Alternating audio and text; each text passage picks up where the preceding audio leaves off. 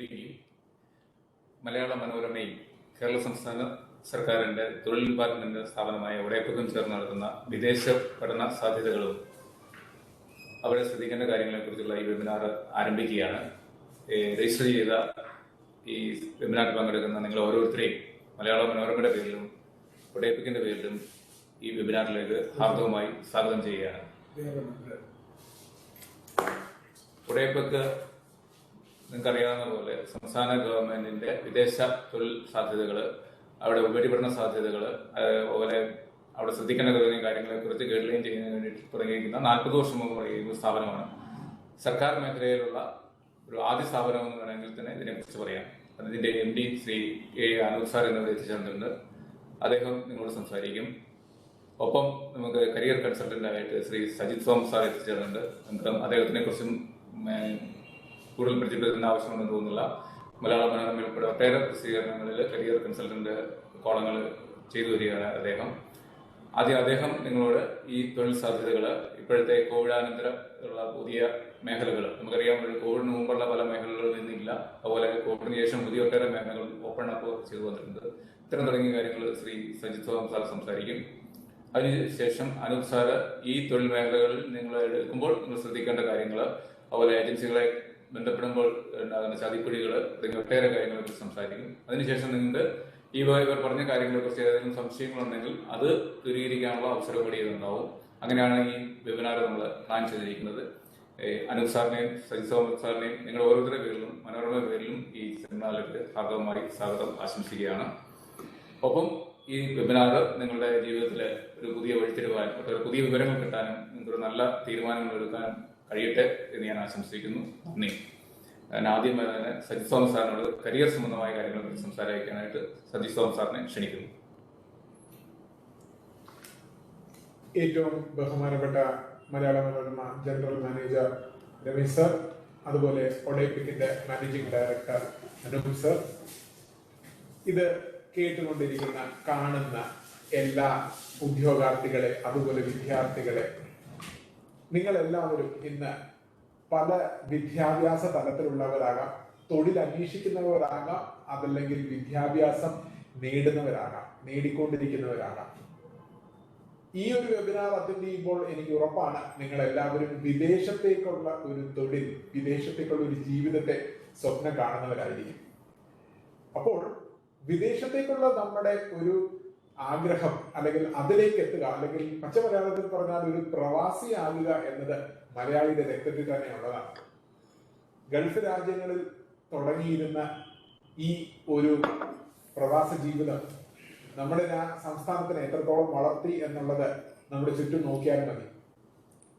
ഒരു കണക്ക് പറയുന്നത് കേരളത്തിലെ ഓരോ കുടുംബത്തിലും മിനിമം 2 മുതൽ 3 പേരെങ്കിലും പ്രവാസ ജീവിതം വളരെ ആക്റ്റീവായി കൊണ്ടുപോയിട്ടുള്ളവരുണ്ട് എന്നാണ്. അതുകൊണ്ട് തന്നെ പ്രവാസ ജീവിതം മലയാളിയെ സംബന്ധിച്ചിടത്തോളം ഇത് ഒരു പുതിയൊരു കാര്യമല്ല.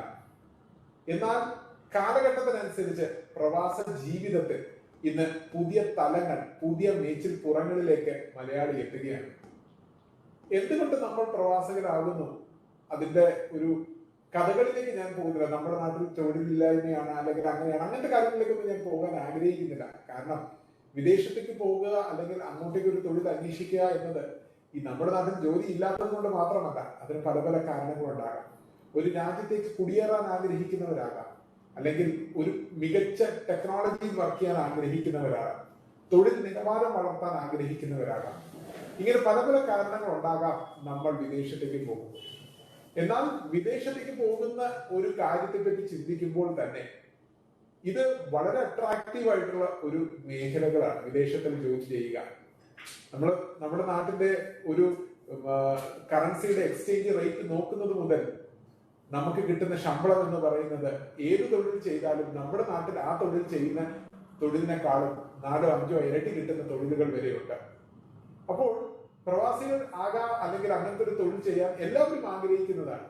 വീട്ടിൽ നിന്ന് മാറി നിന്ന് തന്റെ നാട്ടിൽ സ്വന്തമായ ഒരു നാടുണ്ടാക്കുക എന്ന ചിന്ത മലയാളിക്ക് എപ്പോഴും ഉണ്ട്. ഇതൊക്കെയാണ് ഇതിന്റെ ഏറ്റവും പോസിറ്റീവായ കാര്യങ്ങൾ എന്ന് പറയുമ്പോൾ തന്നെ മലയാളിയുടെ ഈ ഒരു പ്രവാസി ആകാനുള്ള ആഗ്രഹത്തെ എക്സ്പ്ലോയിറ്റ് ചെയ്യുന്ന നിരവധി സ്ഥാപനങ്ങളും നിരവധി വ്യക്തികളും ലോകത്തെമ്പാടുമുണ്ട്. നമ്മുടെ ഈ ഒരു പ്രവാസ ചിന്താ രീതിയെ നേരത്തെ മനസ്സിലാക്കിക്കൊണ്ട് വന്നതാണാകാം മാറി മാറി വന്ന സർക്കാരുകൾ പ്രവാസികൾക്ക് വേണ്ടി പലവിധ പ്രവർത്തനങ്ങൾ തുടങ്ങി. ഏതാണ്ട് 40 വർഷം മുമ്പാണ് ഒഡേപെക് എന്ന് പറയുന്ന സ്ഥാപനം തുടങ്ങിയിരിക്കുന്നത്. ഇന്ന് നിങ്ങൾ എല്ലാവരും അറിഞ്ഞിട്ടുണ്ടാകാം, പത്രത്തിലൂടെ ഒഡേപെക്കിനെ പറ്റി കേട്ടിട്ടുണ്ടാകാം. വിദേശ രാജ്യങ്ങളിലേക്ക് തൊഴിൽ സംബന്ധമായി പോകാൻ ആഗ്രഹിക്കുന്നവർക്ക് അതിലേക്കുള്ള റിക്രൂട്ട്മെന്റും ശരിയായ ഒരു വഴി അവർക്ക് കാണിച്ചു കൊടുക്കുന്ന നിയമപരമായ എല്ലാ വിധത്തിലും നിയമപരമായ രീതിയിൽ റിക്രൂട്ട്മെന്റ് നടക്കുന്ന സർക്കാരിന്റെ സ്വന്തം സ്ഥാപനമാണ് ഒഡേപെക്. അത് മാത്രമല്ല, ഒഡേപെക് ഈ ഒരു കാലഘട്ടത്തിൽ പത്രങ്ങളിൽ നമ്മുടെ ന്യൂസിൽ നിറഞ്ഞു നിൽക്കുന്നതിന് വേറൊരു കാരണം കൂടിയുണ്ട്. ഈ കോവിഡ് കാലഘട്ടത്തിൽ പോലും നമ്മുടെ സംസ്ഥാനത്തിന്റെ പല പൊതുമേഖലാ സ്ഥാപനങ്ങളിൽ വെച്ച് നോക്കുമ്പോൾ നഷ്ടങ്ങൾ സംഭവിച്ചെങ്കിൽ ലാഭത്തിൽ മുൻപോട്ട് കുതിക്കുന്ന ഒരു സ്ഥാപനമാണ്. അതുകൊണ്ട് തന്നെ ഒഡേപെക് എന്ന് പറയുന്ന ഈ സ്ഥാപനം എങ്ങനെ നിങ്ങളെ സഹായിക്കാൻ സാധിക്കുന്നു എന്നത് നമുക്ക് എല്ലാവർക്കും ഒരു മുതൽക്കൂട്ടാകാനുള്ളതാണ്. അതിന് വേണ്ട രീതിയിൽ നമ്മൾ ഉപയോഗിക്കുക തന്നെ ചെയ്യണം. ഒരു വിദേശ രാജ്യത്തേക്ക് നമ്മൾ പോകാൻ ആഗ്രഹിക്കുമ്പോൾ നമ്മുടെ ലക്ഷ്യം എന്തായിരിക്കണം വിദേശ രാജ്യം കൊണ്ട് എന്നുള്ളത് അനുസരിച്ചാണ് നമ്മൾ രാജ്യങ്ങൾ തിരഞ്ഞെടുക്കേണ്ടത്. ഉദാഹരണം, നിങ്ങൾക്കൊരു രാജ്യത്തേക്ക് കുടിയേറാൻ ആഗ്രഹിക്കുന്ന രാജ്യങ്ങളും അതേസമയം ഒരു രാജ്യത്ത് പോയി അവിടെ നിങ്ങൾക്ക് ഒരു തൊഴിൽ ചെയ്ത് ആ തൊഴിലിൽ വിജയിച്ച് നാട്ടിലേക്ക് പണവും സമ്പാദ്യവും എല്ലാം കൊണ്ടുപോയി പക്ഷേ എന്തെങ്കിലും കാലത്ത് തിരിച്ച് സെറ്റിലാകാതെ തിരിച്ചു വരേണ്ടി വരുന്ന സാഹചര്യമുള്ള രാജ്യങ്ങളും വ്യത്യസ്തമാണ്. ഇതിൽ രണ്ടാമത്തെ ഘട്ടത്തിൽ പറഞ്ഞ് നമ്മൾ സെറ്റിലാകാൻ സാധിക്കാതെ തിരിച്ചു വരുന്ന രാജ്യങ്ങളാണ് നമ്മുടെ ഗൾഫ് രാജ്യങ്ങൾ, GCC എന്ന് പറയുന്നത്. നമ്മുടെ UAE, ഖത്തർ, സൗദി എല്ലാം ആ ഒരു കാറ്റഗറിയിൽ വരുന്നു. അതേസമയം നമ്മുടെ തൊഴിൽ കഴിവുകളിലൂടെ നമുക്ക് തൊഴിൽ വിസ നേടി ആ രാജ്യത്ത് തൊഴിൽ ചെയ്യുവാനും ആ തൊഴിലിന് ശേഷം നമുക്ക് വേണമെങ്കിൽ ആ രാജ്യത്ത് ഒരു ജോലി നേടി ജോലിയിലൂടെ അവിടുത്തെ സിറ്റിസൺ ആകാനും അല്ലെങ്കിൽ അവിടെ കുടിയേറാനുമുള്ള സാഹചര്യമുള്ള രാജ്യങ്ങളുണ്ട്. അതാണ് യൂറോപ്യൻ രാജ്യങ്ങൾ. അമേരിക്കകളും ഇന്ന് അമേരിക്കൻ ഉപഭൂഖണ്ഡത്തിലുള്ള കാനഡ ഉൾപ്പെടെ ഈവൻ ഓസ്ട്രേലിയ, ന്യൂസിലൻഡ് ഈ രാജ്യങ്ങളും ഇന്ന് അതിന് സാധിക്കുന്നു. പക്ഷെ നമ്മളൊരു രാജ്യം തെരഞ്ഞെടുക്കുമ്പോൾ പലവിധ കാര്യങ്ങൾ നമ്മൾ ആലോചിക്കണം. നമ്മുടെ രാജ്യത്തിൽ നമ്മളൊരു ജോലിക്ക് വേണ്ടി പോകുമ്പോൾ ആ പോകാൻ ഉദ്ദേശിക്കുന്ന രാജ്യത്തിന്റെ സാമ്പത്തിക അടിത്തറ, സാമൂഹികമായ രംഗം, അതുപോലെ തന്നെ ആ രാജ്യത്ത് ഇപ്പോൾ നിലനിൽക്കുന്ന പൊളിറ്റിക്കൽ സിറ്റുവേഷൻ, ഇവയെല്ലാം മനസ്സിലാക്കി കൊണ്ട് മാത്രമേ നമ്മൾ തിരഞ്ഞെടുക്കാവുള്ളൂ. അത് തിരഞ്ഞെടുത്തില്ലെങ്കിൽ നമ്മൾ പോകുന്ന രാജ്യത്ത് നമുക്ക് മികച്ചൊരു ജോലി സാധ്യതയാണെങ്കിലും മികച്ച ഒരു തൊഴിലാണ് നമുക്ക് കിട്ടുന്നതെങ്കിലും ആ രാജ്യത്തിന്റെ ഒരു അവസ്ഥ അഫ്ഗാനിസ്ഥാനോ അല്ലെങ്കിൽ സിറിയ പോലെ ആണെങ്കിൽ എന്ത് ചെയ്യും? അതുകൊണ്ട് ഇതെല്ലാം നമ്മൾ നേരത്തെ മുൻകൂട്ടി ചിന്തിച്ച് വേണം തിരഞ്ഞെടുക്കുക. അതുപോലെ എക്കണോമിക്കൽ സിറ്റുവേഷനെ പറ്റി പറയാം. സാമ്പത്തിക അവസ്ഥ. ഇന്ത്യ എന്ന് പറയുന്നത് നിങ്ങൾക്കറിയാം, ലോകത്ത് ഇന്ന് ഏറ്റവും കൂടുതൽ വളർച്ച, GDP-യിൽ വളർച്ച നേടിക്കൊണ്ടിരിക്കുന്ന ടോപ്പ് 5 രാജ്യങ്ങളിൽ ഒന്നാണ്. നമ്മുടെ നാട്ടിൽ സാമ്പത്തിക വളർച്ചയുണ്ട്. അപ്പൊ നമ്മുടെ നാട്ടിൽ നമുക്ക് ലഭിക്കുന്ന ശമ്പളത്തെക്കാളും കൂടുതൽ നിലവാരമുള്ള ശമ്പളം ലഭിക്കുന്ന ഒരു സ്ഥലത്ത് മാത്രമേ നമ്മൾ പോയിട്ട് കാര്യമുള്ളൂ. ഇന്ന് ഈസ്റ്റേൺ യൂറോപ്യൻ രാജ്യങ്ങളായ പോളണ്ട് പോലെ ചില രാജ്യങ്ങൾ അല്ലെങ്കിൽ സൈപ്രസ് പോലുള്ള രാജ്യങ്ങളിലൊക്കെ എല്ലാ തൊഴിലുകൾക്കും അല്ല, ചില തൊഴിലുകൾക്ക് നമുക്ക് കിട്ടുന്ന ശമ്പളം നമ്മുടെ നാട്ടിൽ ഒരു അതേ തൊഴിൽ ചെയ്യുന്ന വ്യക്തിക്ക് കിട്ടുന്ന ശമ്പളത്തിനേക്കാളും കുറവാണ്. അപ്പൊ അങ്ങനത്തെ ഒരു രാജ്യത്ത് നമ്മൾ പോണോ എന്നുള്ളത് നമ്മൾ ശരിക്കും ആലോചിക്കണം. അതുപോലെ തന്നെ നമ്മുടെ കാലാവസ്ഥ നമുക്ക് പറ്റുന്ന കാലാവസ്ഥയാണോ എന്നുള്ളതെല്ലാം തെരഞ്ഞെടുത്ത് മനസ്സിലാക്കി വേണം ചെയ്യാൻ. പിന്നെ നിങ്ങൾ മനസ്സിലാക്കണം, ലോകത്ത് ചൈന കഴിഞ്ഞാൽ ഏറ്റവും കൂടുതൽ പ്രവാസികളുള്ള ഒരു രാജ്യം അല്ലെങ്കിൽ ഒരു എന്താ പറയുക ഒരു രാജ്യം തന്നെയാണ് ഇന്ത്യ. ഇന്ത്യക്കാർ പ്രവാസ ജീവിതം പണ്ട് മുതലേ ഉള്ളതാണ്. പഞ്ചാബികൾ, അതുപോലെ നമ്മള് മലയാളികൾ, അതുപോലെ തമിഴ്നാട്ടുകാർ, ഇങ്ങനെ പല സംസ്ഥാനങ്ങളിലുള്ളവർ വിദേശ രാജ്യങ്ങളിലേക്ക് കുടിയേറുന്നവരും അങ്ങോട്ട് പോകുന്നവരുമാണ്. പക്ഷെ അവിടെ ഒരു കാര്യം നിങ്ങൾ എല്ലാവരും അറിയണം. പണ്ട് കാലം മുതൽ തന്നെ ഗവൺമെന്റ് ഇതിനകത്തുള്ള ചതിക്കുഴികളെ കൃത്യമായി മനസ്സിലാക്കി അതിനെ കൃത്യമായ രീതിയിൽ ഈ മേഖലകളിൽ റിക്രൂട്ട്മെന്റ് നടത്താൻ വേണ്ടിയുള്ള നിരവധി ആയിട്ടുള്ള നിയമങ്ങളും അതിനു വേണ്ടിയുള്ള നിർദ്ദേശങ്ങളും കൊണ്ടുവന്നിട്ടുണ്ട്. ഈ നിയമങ്ങൾ മനസ്സിലാക്കി ആ നിയമങ്ങൾക്കനുസരിച്ച് പോകുന്ന വ്യക്തികൾക്ക് മാത്രമേ ഗവൺമെന്റിന്റെ പരിരക്ഷയുള്ളൂ എന്നുള്ളത് നിങ്ങൾ അറിഞ്ഞിരിക്കണം. നിരവധി വ്യക്തികളാണ് ഒരു കരിയർ വിദഗ്ധരായി ഞാൻ തന്നെ പലപ്പോഴും കേട്ടിട്ടുണ്ട്, പലപ്പോഴും അനുഭവിച്ചിട്ടുണ്ട്, പലരുടെയും ബുദ്ധിമുട്ടുകൾ, സങ്കടങ്ങൾ കേട്ടിട്ടുണ്ട്. പല തൊഴിലിന് വേണ്ടി പല രാജ്യങ്ങൾക്ക് പോകാൻ വേണ്ടി വിസ, അമേരിക്കയിൽ ട്രക്ക് ഓടിക്കാനുള്ള വിസ എന്നും പറഞ്ഞുകൊണ്ട്, ഈ ഇടയ്ക്ക് എൻ്റെ ഒരു സുഹൃത്ത് പറഞ്ഞതാണ്, ട്രക്ക് ഓടിക്കാനുള്ള വിസ എന്നും പറഞ്ഞുകൊണ്ട് ഒരു ഇന്റർവ്യൂ നടത്തി. എന്നിട്ട് അദ്ദേഹത്തിന്റെ കയ്യിൽ നിന്ന് ഏതാണ്ട് 10,000 രൂപ ആദ്യത്തെ ഇന്റർവ്യൂ കഴിഞ്ഞിട്ടുള്ള ഒരു ലൈസൻസിങ് ഫീസ് എന്ന് പറഞ്ഞ്, രജിസ്ട്രേഷൻ ചെക്കിംഗ് ഫീസ് പറഞ്ഞ് വാങ്ങിച്ചു. പിന്നെ വിളിച്ചിട്ട് എടുക്കുന്നില്ല. അപ്പൊ നമ്മൾ മനസ്സിലാക്കണം, ഇതിന് നമ്മുടെ നാട്ടിൽ ഒരു സിസ്റ്റം ഉണ്ട്. ആ സിസ്റ്റങ്ങളെ ഫോളോ ചെയ്യുന്ന ഒരു പ്രസ്ഥാനമാണ് ഒഡെപെക്. അതുകൊണ്ട് തന്നെ ഈ സിസ്റ്റം നിലവിലുണ്ട് എന്നുള്ളത്, ആ അറിവ് നിങ്ങൾക്ക് വേണം. നിയമം അറിയാതിരിക്കുന്നത് നമ്മുടെ തെറ്റാണ് എന്നുള്ളത് അറിഞ്ഞിരിക്കണം. അതുകൊണ്ട് തന്നെ നിയമം അറിയുകയും ആ നിയമത്തിനനുസരിച്ച് പ്രവർത്തിക്കുകയും ചെയ്യുന്നവരിലെയാണ് നമ്മൾ ഇന്ന് ഉപയോഗിക്കേണ്ടത്. ഒഡെപെക് എന്ന് പറയുന്ന സ്ഥാപനത്തെ കുറിച്ച് കൂടുതൽ പറയുന്നതിന് മുമ്പ് ഒരു പോയിന്റ് കൂടെ പറഞ്ഞിട്ട് ഞാൻ എൻ്റെ ഇപ്പോഴുള്ള ഒരു ക്ലാസിന്റെ ഒരു ചെറിയ ഭാഗം ഞാൻ കട്ട് ചെയ്തിട്ട് ഞാൻ സാറിലേക്ക് പോവുകയാണ്. നിങ്ങൾക്കറിയാം, ലോകത്തെ ഏറ്റവും മികച്ച നഴ്സുമാർ ഇറങ്ങുന്ന രാജ്യം എന്ന് പറയുന്നത് അമേരിക്കയിലെ ഉള്ള ഹെൽത്ത് ഡിപ്പാർട്ട്മെന്റ്, അതുപോലെ ബ്രിട്ടനിലെ NHS ഒക്കെ പറയുന്നത് അത് ഇന്ത്യയിൽ നിന്നും അതുപോലെ തന്നെ നമ്മുടെ ഫിലിപ്പീൻസിൽ നിന്നുമാണ് പറയുന്നത്. അവിടെ ഒരു പടി മുകളിൽ ഇന്ത്യക്കാരാണ്, അല്ലെങ്കിൽ നമ്മുടെ മലയാളികളാണ്. അത് എന്തുകൊണ്ടാണ് മലയാളികളായ നഴ്സുമാർക്ക് ഇത്രയും നല്ല അറിവ്, അതുപോലെ തന്നെ നല്ല ആ ഒരു ക്വാളിറ്റി, ഇവയെല്ലാം? അപ്പൊ ഈ ക്വാളിറ്റിയും അറിവും ഒക്കെ ഉപയോഗിക്കേണ്ട രീതിയിൽ നമ്മൾ ഉപയോഗിച്ചാൽ തുച്ഛമായ ചെലവിൽ നമുക്ക് വിദേശ രാജ്യങ്ങളിലേക്ക് പോകാൻ സാധിക്കും. ലക്ഷങ്ങൾ കടമെടുത്തുകൊണ്ട് നിങ്ങൾക്ക് വിദേശത്തേക്ക് പോകാതെ ഇവിടെ തന്നെ ചെയ്യാൻ സാധിക്കും. ഞാൻ ഈ പറഞ്ഞു വരുന്ന NHS, നാഷണൽ ഹെൽത്ത് സർവീസ്, ബ്രിട്ടന്റെ ആരോഗ്യ രംഗം മുഴുവനായിട്ട് കൺട്രോൾ ചെയ്യുന്ന നമ്മുടെ ഇവിടുത്തെ ഗവൺമെന്റ് സർവീസ് പോലെ അവര് പോലും ഇന്ന് നമ്മുടെ നാട്ടിൽ വന്ന് റിക്രൂട്ട്മെന്റുകൾ നടത്തുന്നുണ്ട്. ആ റിക്രൂട്ട്മെന്റുകൾ നടത്തുന്ന കേരള സർക്കാരിന്റെ ഏജൻസിയാണ് ഒഡെപെക്. അതിൽ നിന്ന് തന്നെ ഒഡെപെക് എന്ന് പറയുന്ന സ്ഥാപനത്തിന്റെ നിലവാരം എന്താണ് എന്ന് നിങ്ങൾക്ക് ഊഹിക്കാറില്ല. അപ്പൊ ഈ മേഖലകളിൽ നിരവധിയായ രത്നങ്ങൾ ഉണ്ടെങ്കിലും അവിടെ ഒരുപാട് കല്ലും മുള്ളുമുണ്ട്.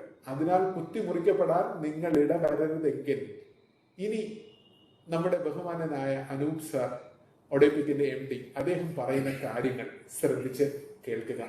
നിങ്ങളുടെ ചോദ്യങ്ങൾ നമുക്ക് ഡിസ്കസ് ചെയ്യാം. എന്നിട്ട് നിങ്ങൾക്ക് ഈ ഒരു സെമിനാറിലൂടെ നിങ്ങളുടെ ഒരു തൊഴിൽ, വിദേശ രാജ്യത്തേക്കുള്ള നിങ്ങളുടെ ജീവിതം, ഒരു തൊഴിൽ, അതിനെപ്പറ്റിയുള്ള ഒരു ഐഡിയ, അത് കൃത്യതയുള്ള ഒരു ഐഡിയ, അല്ലെങ്കിൽ നിയമം അറിയുന്ന ഒരു നിയമാനുസൃതമായ ഒരു ഐഡിയ നിങ്ങളുടെ മനസ്സിൽ കൊണ്ടുവരാനും പറ്റിക്കപ്പെടലിൽ നിന്ന് രക്ഷപ്പെടുക എന്നതുമാണ് ഈ ഒരു വെബിനാറിലൂടെ നിങ്ങൾ ലക്ഷ്യം വെക്കേണ്ടത്. അതുകൊണ്ട് തന്നെ ഞാൻ ഈ ഒരു വെബിനാറിലേക്ക് ബഹുമാനനായ Anoop sir, MD of ODEPEC, അദ്ദേഹത്തിനെ സ്വാഗതം ചെയ്യുകയാണ്. Welcome sir.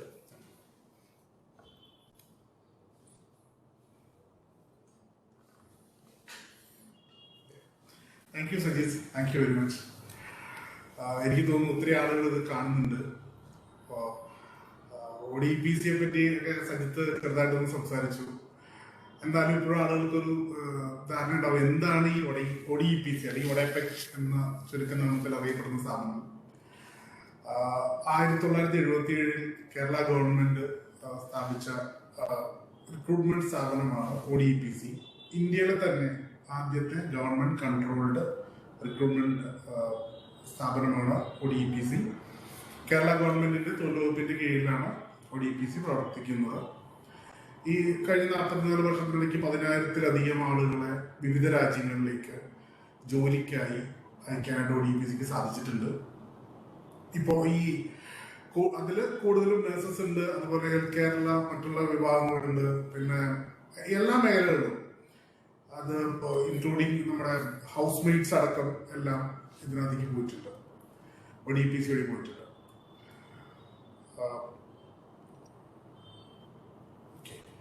ഇപ്പോ ആളുകള് ഇത് കാണുന്ന ആളുകൾക്കൊരു ഏറ്റവും പ്രതീക്ഷയോടെ ഇരിക്കുന്നത് ഇനി എന്ത് എന്നുള്ളതാണ്. കാരണം കോവിഡ് നമ്മുടെ ജീവിതത്തിൽ ഒത്തിരി മാറ്റങ്ങൾ സംഭവിച്ചിട്ടുണ്ട്. ഒത്തിരി യാത്ര ചെയ്യുന്നവർക്ക് യാത്ര ചെയ്യാൻ പറ്റുന്നില്ല.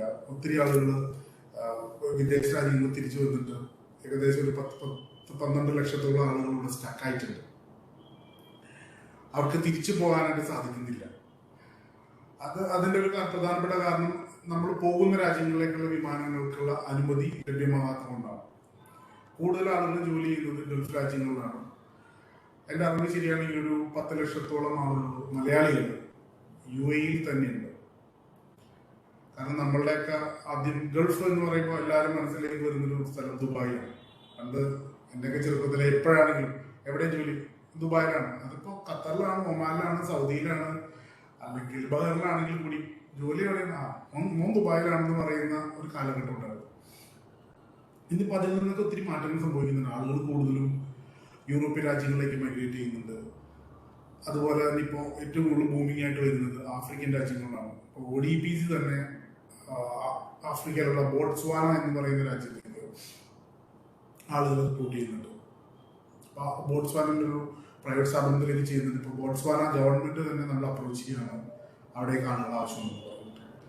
അങ്ങനെ ഒത്തിരി ജോലി സാധ്യതകൾ ഈ കോവിഡോടുകൂടി തെളിഞ്ഞിട്ടുണ്ട്.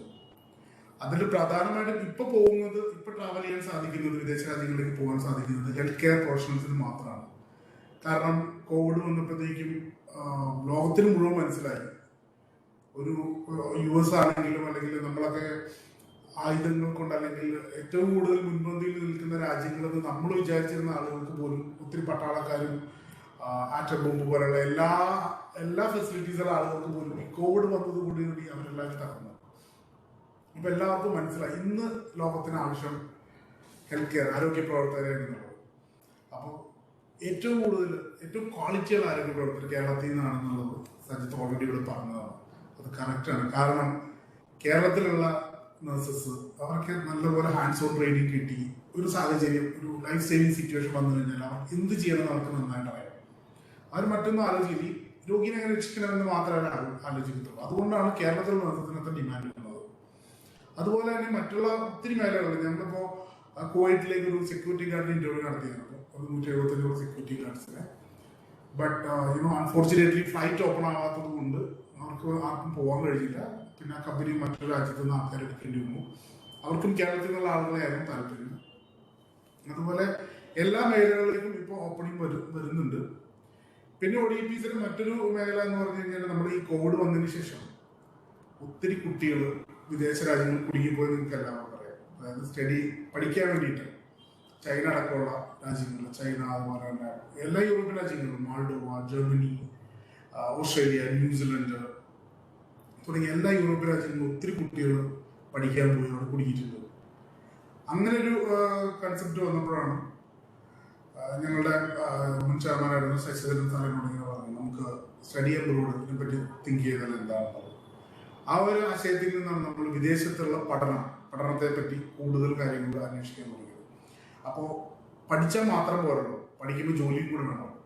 അതുകൊണ്ടാണ് ഇപ്പോൾ പുതിയൊരു പ്രൊജക്ട് ODPC പ്ലാൻ ചെയ്തിരിക്കുന്നത് ജർമ്മനിയിൽ പഠിക്കാൻ വേണ്ടിയിട്ട്. ജർമ്മനിയിൽ പഠിക്കുമ്പോൾ, അതായത് ഇപ്പോൾ ഒരു എക്സാമ്പിൾ ഞാൻ പറയാം. ഇപ്പോൾ ജർമ്മനിയിൽ നേഴ്സായിട്ട് പഠിക്കാൻ വേണ്ടിയിട്ട് നമ്മൾ പോവാണ്. നമ്മൾ നേഴ്സായിട്ട് പഠിക്കാൻ ചെല്ലുമ്പോൾ +2 കഴിഞ്ഞിട്ടാണ് നമ്മൾ പോകുന്നത്. +2 ബയോമാക്സ് അല്ലെങ്കിൽ സയൻസ് എടുത്ത ഒരാൾക്ക് ജർമ്മനിയിൽ പഠിക്കാൻ പോകുമ്പോൾ 3 വർഷത്തെ നഴ്സിംഗ് കോഴ്സ്.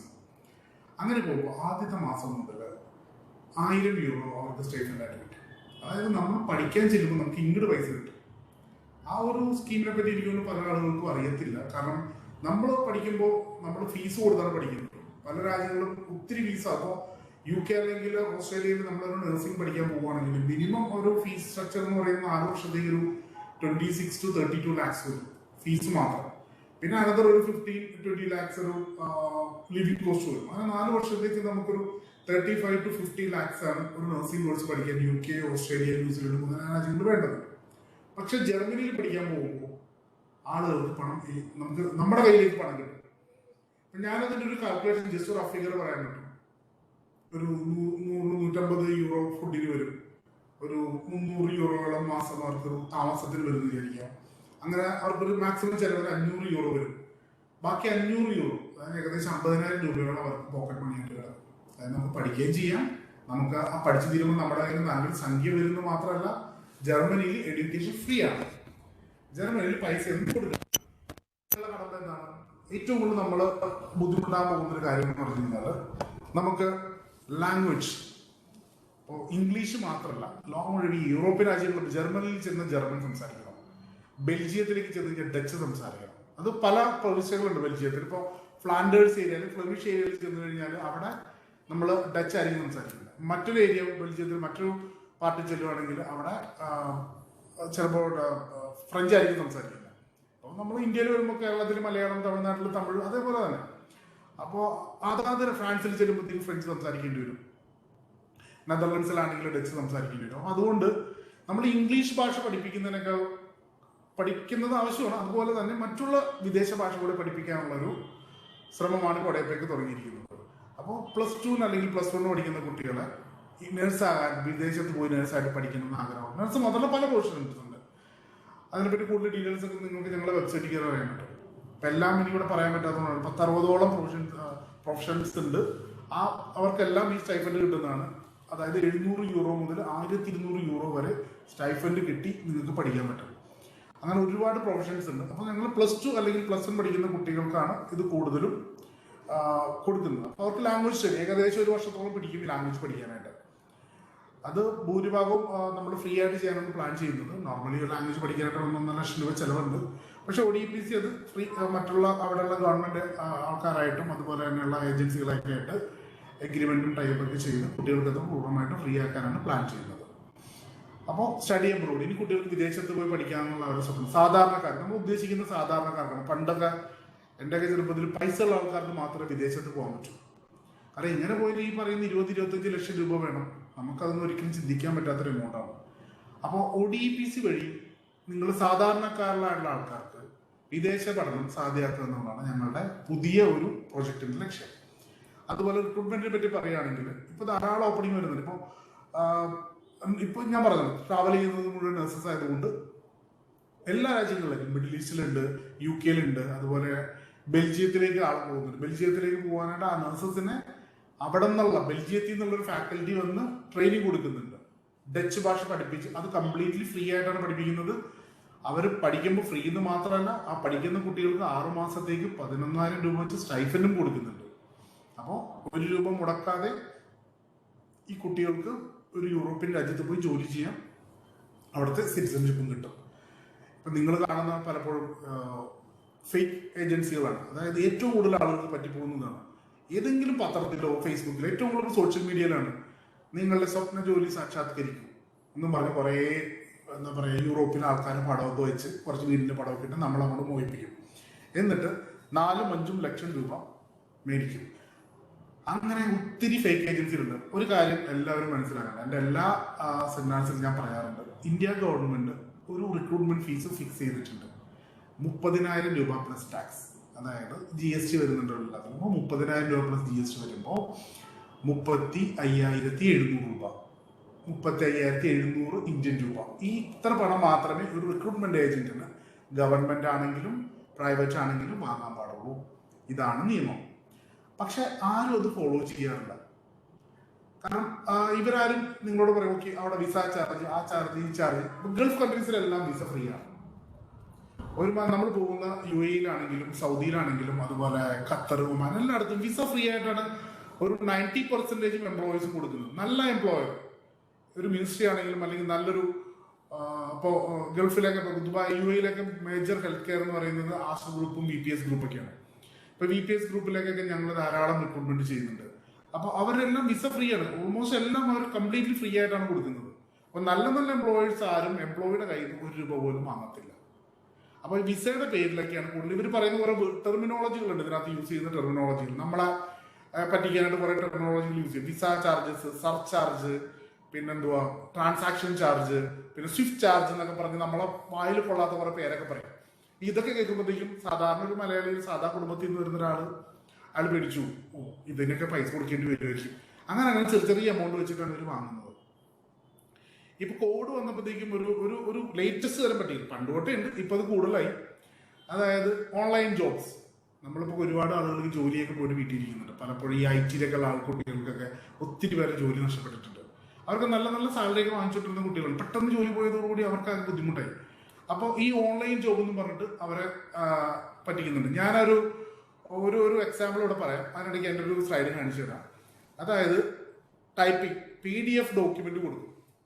ഈ PDF ഡോക്യുമെന്റ് കൊടുത്തിട്ട് അതിങ്ങനെ ടൈപ്പ് ചെയ്ത് വേർഡിലേക്ക് ആക്കി കൊടുക്കണം.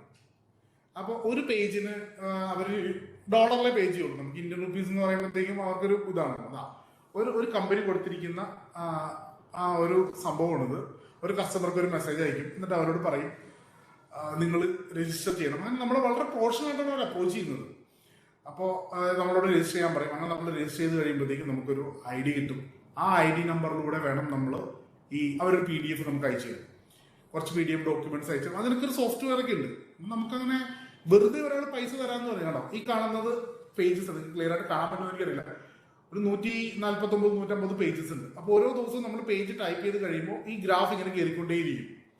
അപ്പോൾ വെറുതെ പൈസ തരാമെന്ന് പറഞ്ഞു കഴിഞ്ഞാൽ നമുക്ക് തോന്നുമോ ഇത് പറ്റിക്കലാണെന്ന്. അതിനുള്ള സാമാന്യ ബുദ്ധിക്ക് ഇപ്പോൾ ഈ മനോരമ ചാനലുകളിലെ ആൾക്കാരൊക്കെ ഒത്തിരി ഈ ഫേക്ക് ജോബിനെ പറ്റി ന്യൂസുകളും സെമിനാറൊക്കെ കൊടുക്കുന്നുണ്ട്. ഇപ്പൊ ആളുകൾക്ക് അറിയാം വെറുതെ പൈസ തരാമെന്ന് പറഞ്ഞ പറ്റിക്കലാണെന്നുള്ള. അപ്പൊ അതുകൊണ്ട് എന്ത് ചെയ്യും, നിങ്ങളെ കൊണ്ട് ജോലി ചെയ്യിപ്പിക്കും. ഈ കുട്ടി എന്ന് പറയുന്ന വളരെയധികം ലൈഫിൽ ഒത്തിരി പ്രതീക്ഷയുള്ള കുട്ടിയാണ്. ഈ കുട്ടി എന്താ ചെയ്തത്, ഇതേപോലെ ഒരു ജോബ് ഓപ്പണിംഗ് കിട്ടി, പരസ്യം കണ്ടു, കോണ്ടാക്ട് ചെയ്തു. ഓക്കെ, അവർക്ക് എംപ്ലോയി ID കിട്ടി, എല്ലാം കൊടുത്തു. ഒരു 145 പേജോളം PDF ഡോക്യുമെന്റ് അയച്ചു കൊടുത്തു. ഇത് മുഴുവൻ ടൈപ്പ് ചെയ്ത് വേർഡാക്കി കൊടുക്കാൻ പറ്റും. ഒരു പേജിന് ഇത്ര $. അങ്ങനെ കാൽക്കുലേറ്റ് ചെയ്ത് 145 പേജിന് ഏകദേശം $780.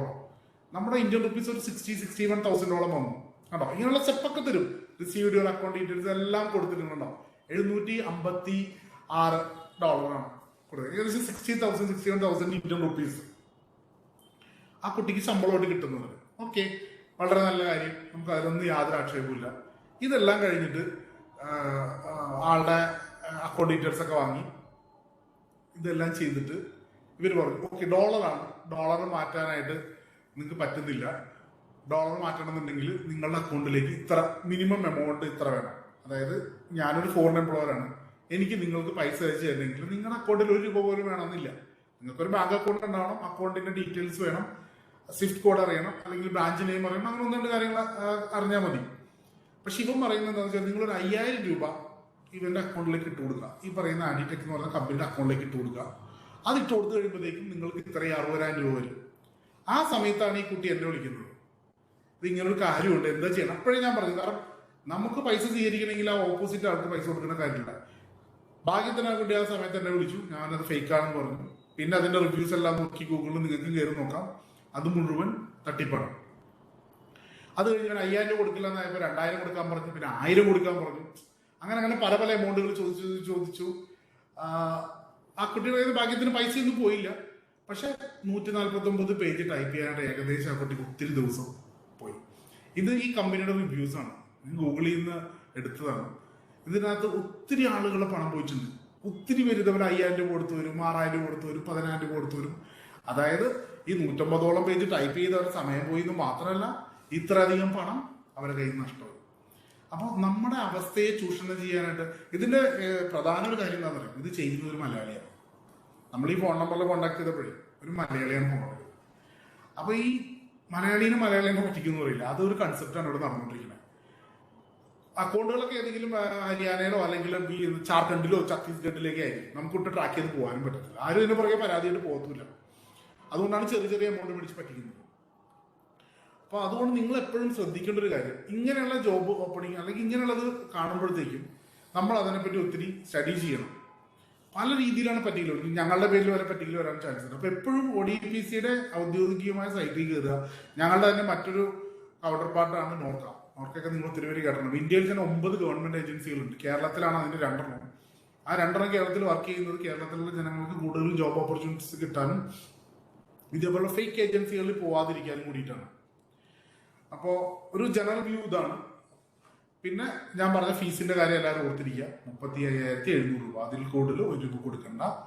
ഒത്തിരി ഓപ്പണിംഗ് വരുന്നുണ്ട്. ODPCയിലോ നോർക്കയിലോ ഒക്കെ നിങ്ങൾ രജിസ്റ്റർ ചെയ്ത് കഴിഞ്ഞാൽ അവിടെ വരുന്ന എല്ലാ ജോബ് നോട്ടിഫിക്കേഷൻസും നിങ്ങൾക്ക് കിട്ടും. 250 രൂപയാണ് രജിസ്ട്രേഷൻ ഫീ വരുന്നത്. അത് 2 വർഷത്തേക്ക് വാലിഡിറ്റി ഉണ്ട്. അപ്പോൾ ആ 2 വർഷത്തിനുള്ളിൽ നിങ്ങളുടെ ക്വാളിഫിക്കേഷൻ അനുസരിച്ചിട്ടുള്ള എല്ലാ ജോബ് നോട്ടിഫിക്കേഷൻസും നിങ്ങൾക്ക് ഇമെയിലായിട്ട് വരും. അപ്പൊ ഇമെയിലൂടെ തന്നെ, അതായത് ഒഡേപെക്കിന് ഒഫീഷ്യൽ ഇമെയിലിൽ നിന്ന് വരുന്നു, നിങ്ങൾ ആ ഒഫീഷ്യൽ ഇമെയിലിൽ നിന്ന് രജിസ്റ്റർ ചെയ്യുന്നു. അതുവഴി നിങ്ങൾക്ക് പേയ്മെന്റ് ജോബിന് അപ്ലൈ ചെയ്യാം. ജോലിക്ക് അപ്ലൈ ചെയ്തതിനൊന്നും $1 പോലും കൊടുക്കണ്ട. ഇതെല്ലാം ഫ്രീ ആണ്. പിന്നെ നിങ്ങളുടെ പ്രോസസ്സിംഗ് എല്ലാം ODPC ചെയ്ത് തരും. അത് കഴിഞ്ഞ് നിങ്ങൾ പോകാൻ നേരത്ത് എംപ്ലോയർ ഭൂരിഭാഗം 90% കേസിലും എംപ്ലോയർ ഞങ്ങൾക്ക് റിക്രൂട്ട്മെന്റ് ഫീ തരും. അങ്ങനെ തരുമ്പോൾ നിങ്ങൾക്കത് ഫ്രീ ആയിരിക്കും. ചില എംപ്ലോയേഴ്സ് തരത്തില്ല, അവരുടെ പോളിസി ചിലപ്പോൾ അതിനെതിരായിരിക്കും. അങ്ങനെയുള്ള എംപ്ലോയർ തരാത്ത സാഹചര്യത്തിൽ കാൻഡിഡേറ്റ് പേ ചെയ്യണം. ആ പേ ചെയ്യുന്ന എമൗണ്ടിന്റെ മാക്സിമം ആണ് ഈ പറയുന്ന 35,700. അത് വളരെ ചുരുക്കം എംപ്ലോയറിന്റെ കാര്യത്തിലേ വരുന്നുള്ളൂ. ഇപ്പോൾ ODPC വഴി പോയ പലരും ചിലപ്പോൾ ഇത് കേൾക്കുന്നുണ്ടാവും, അവർക്കൊക്കെ അറിയാം. കഴിഞ്ഞ ഫെബ്രുവരിയിൽ ഞങ്ങൾ ദുബായ് ഗവൺമെന്റിന് വേണ്ടി വിട്ടിട്ടുണ്ടായിരുന്നു 153 പേര്, ഒറ്റ ദിവസം വിട്ടത്. അതുപോലെ ഇപ്പോൾ അബുദാബി ഗവൺമെന്റിന് വേണ്ടി വിടുന്നുണ്ട്. അത് അബുദാബി ഗവൺമെന്റിന് വിടുന്നത് എല്ലാം ഫ്രീ ആണ്, അവർക്ക് ആർക്കും ഒരു രൂപ ചെലവില്ല. UK എല്ലാ മാസം ആവറേജ് 20-25 പേര് പോകുന്നുണ്ട്. ആ പോകുന്ന ആളുകൾക്കൊക്കെ ഞങ്ങൾ അവർക്ക് ചെലവായ പൈസ അടക്കം, അതായത് അവർ പഠിക്കാൻ ഉണ്ടായ IELTS OET പഠിക്കാനുണ്ടായ പൈസ, പിന്നെ NMC രജിസ്ട്രേഷൻ്റെ ഫീ, അങ്ങനെ കുറച്ച് ഫീസൊക്കെ അവർക്ക് തിരിച്ചു കൊടുക്കുന്നുണ്ട്. ഇനി പുതിയ പ്രൊജക്ടുകൾ വരുന്നുണ്ട്. ഇപ്പം നഴ്സസിന് മാത്രമല്ല ചെയ്യുന്നത്, ടെക്നീഷ്യൻസിന്റെ വരുന്നുണ്ട്. അതായത് ഇനിയിപ്പോൾ UK MRI, മറ്റേ എക്സ്റേ ടെക്നീഷ്യൻ, അതുപോലെ എല്ലാ ഡിപ്പാർട്ട്മെന്റുകൾക്കും വരുന്നുണ്ട്. ഡോക്ടേഴ്സിന് വരുന്നുണ്ട്. ധാരാളം ഡോക്ടേഴ്സ് ഇപ്പോൾ കഴിഞ്ഞ 2 ആഴ്ച മുമ്പ് ദുബായ് ഗവൺമെന്റിലേക്ക് 5 ഡോക്ടർമാർ കേരളത്തിൽ നിന്ന് പോയിട്ടുണ്ട്. ഇപ്പോൾ അബുദാബി ഗവൺമെന്റിലേക്ക് പോയി കഴിഞ്ഞ ദിവസം 3 ഡോക്ടർമാർ. അപ്പോൾ എല്ലാവർക്കും ഓപ്പണിംഗ് വരുന്നുണ്ട്. ബാക്കിയുള്ള ഫീൽഡ് ഓപ്പൺ ചെയ്യാൻ പറ്റാത്തത് ആ രാജ്യങ്ങൾ എന്ന് ഓപ്പൺ ചെയ്യുന്നു, വിസ മറ്റുള്ള ഫീൽഡിലേക്ക് ഓപ്പൺ ചെയ്യുന്നു, അന്ന് നിങ്ങൾക്ക് എല്ലാവർക്കും നല്ലൊരു ഓപ്പണിംഗ് ഉണ്ടാവും. അതുപോലെ സ്റ്റഡി അബ്രോഡിന്റെ കാര്യം, ട്രെയിനിങ്ങിന്റെ ഡിവിഷൻ, ഞങ്ങൾക്ക് എല്ലാത്തരം ട്രെയിനിങ്ങും ഉണ്ട്, എല്ലാത്തരം ലാംഗ്വേജ് പഠിപ്പിക്കുന്നുണ്ട്. ഇപ്പൊ ഇന്ത്യയിൽ അല്ലെങ്കിൽ വേൾഡിലെ തന്നെ OET, സ്വന്തമായി OET എക്സാമിനേഷൻ സെന്ററുള്ള ഒരു ഗവൺമെന്റ് സെക്ടറാണ് ODPC. അങ്കമാലിയിലാണ് ആ സ്ഥാപനം. 200 കുട്ടികൾക്കാണ് അറ്റ് എ ടൈം എക്സാം എഴുതാൻ സാധിക്കുന്നത്. അതിപ്പോൾ ഞങ്ങൾ ഡിമാൻഡ് കൂടുന്നത് കൊണ്ട് 300 ആക്കാനുള്ള ഒരു പ്ലാനിലാണ്. അങ്ങനെ വരുമ്പോൾ വേൾഡിലെ തന്നെ ഒരു നമ്പർ 1 OET എക്സാമിനേഷൻ സെന്റർ ആവും ഒഡെപെക്കിന്റെ അങ്കമാലിയിലെ.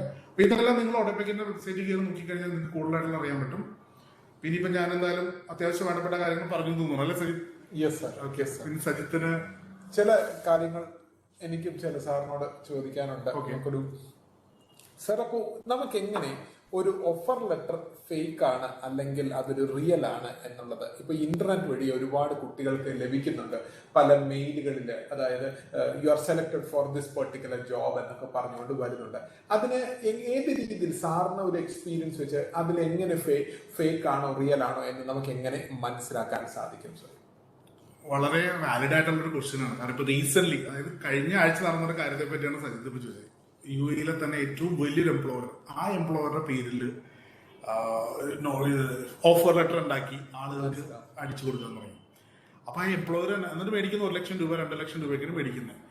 ഇതിൽ ആദ്യം നമ്മൾ ചെയ്യേണ്ടത് ഇതിനകത്തുള്ള അഡ്രസ്സുകൾ, വെബ്സൈറ്റുകളൊക്കെ കറക്റ്റ് ആണോ എന്ന് ചെക്ക് ചെയ്യാം.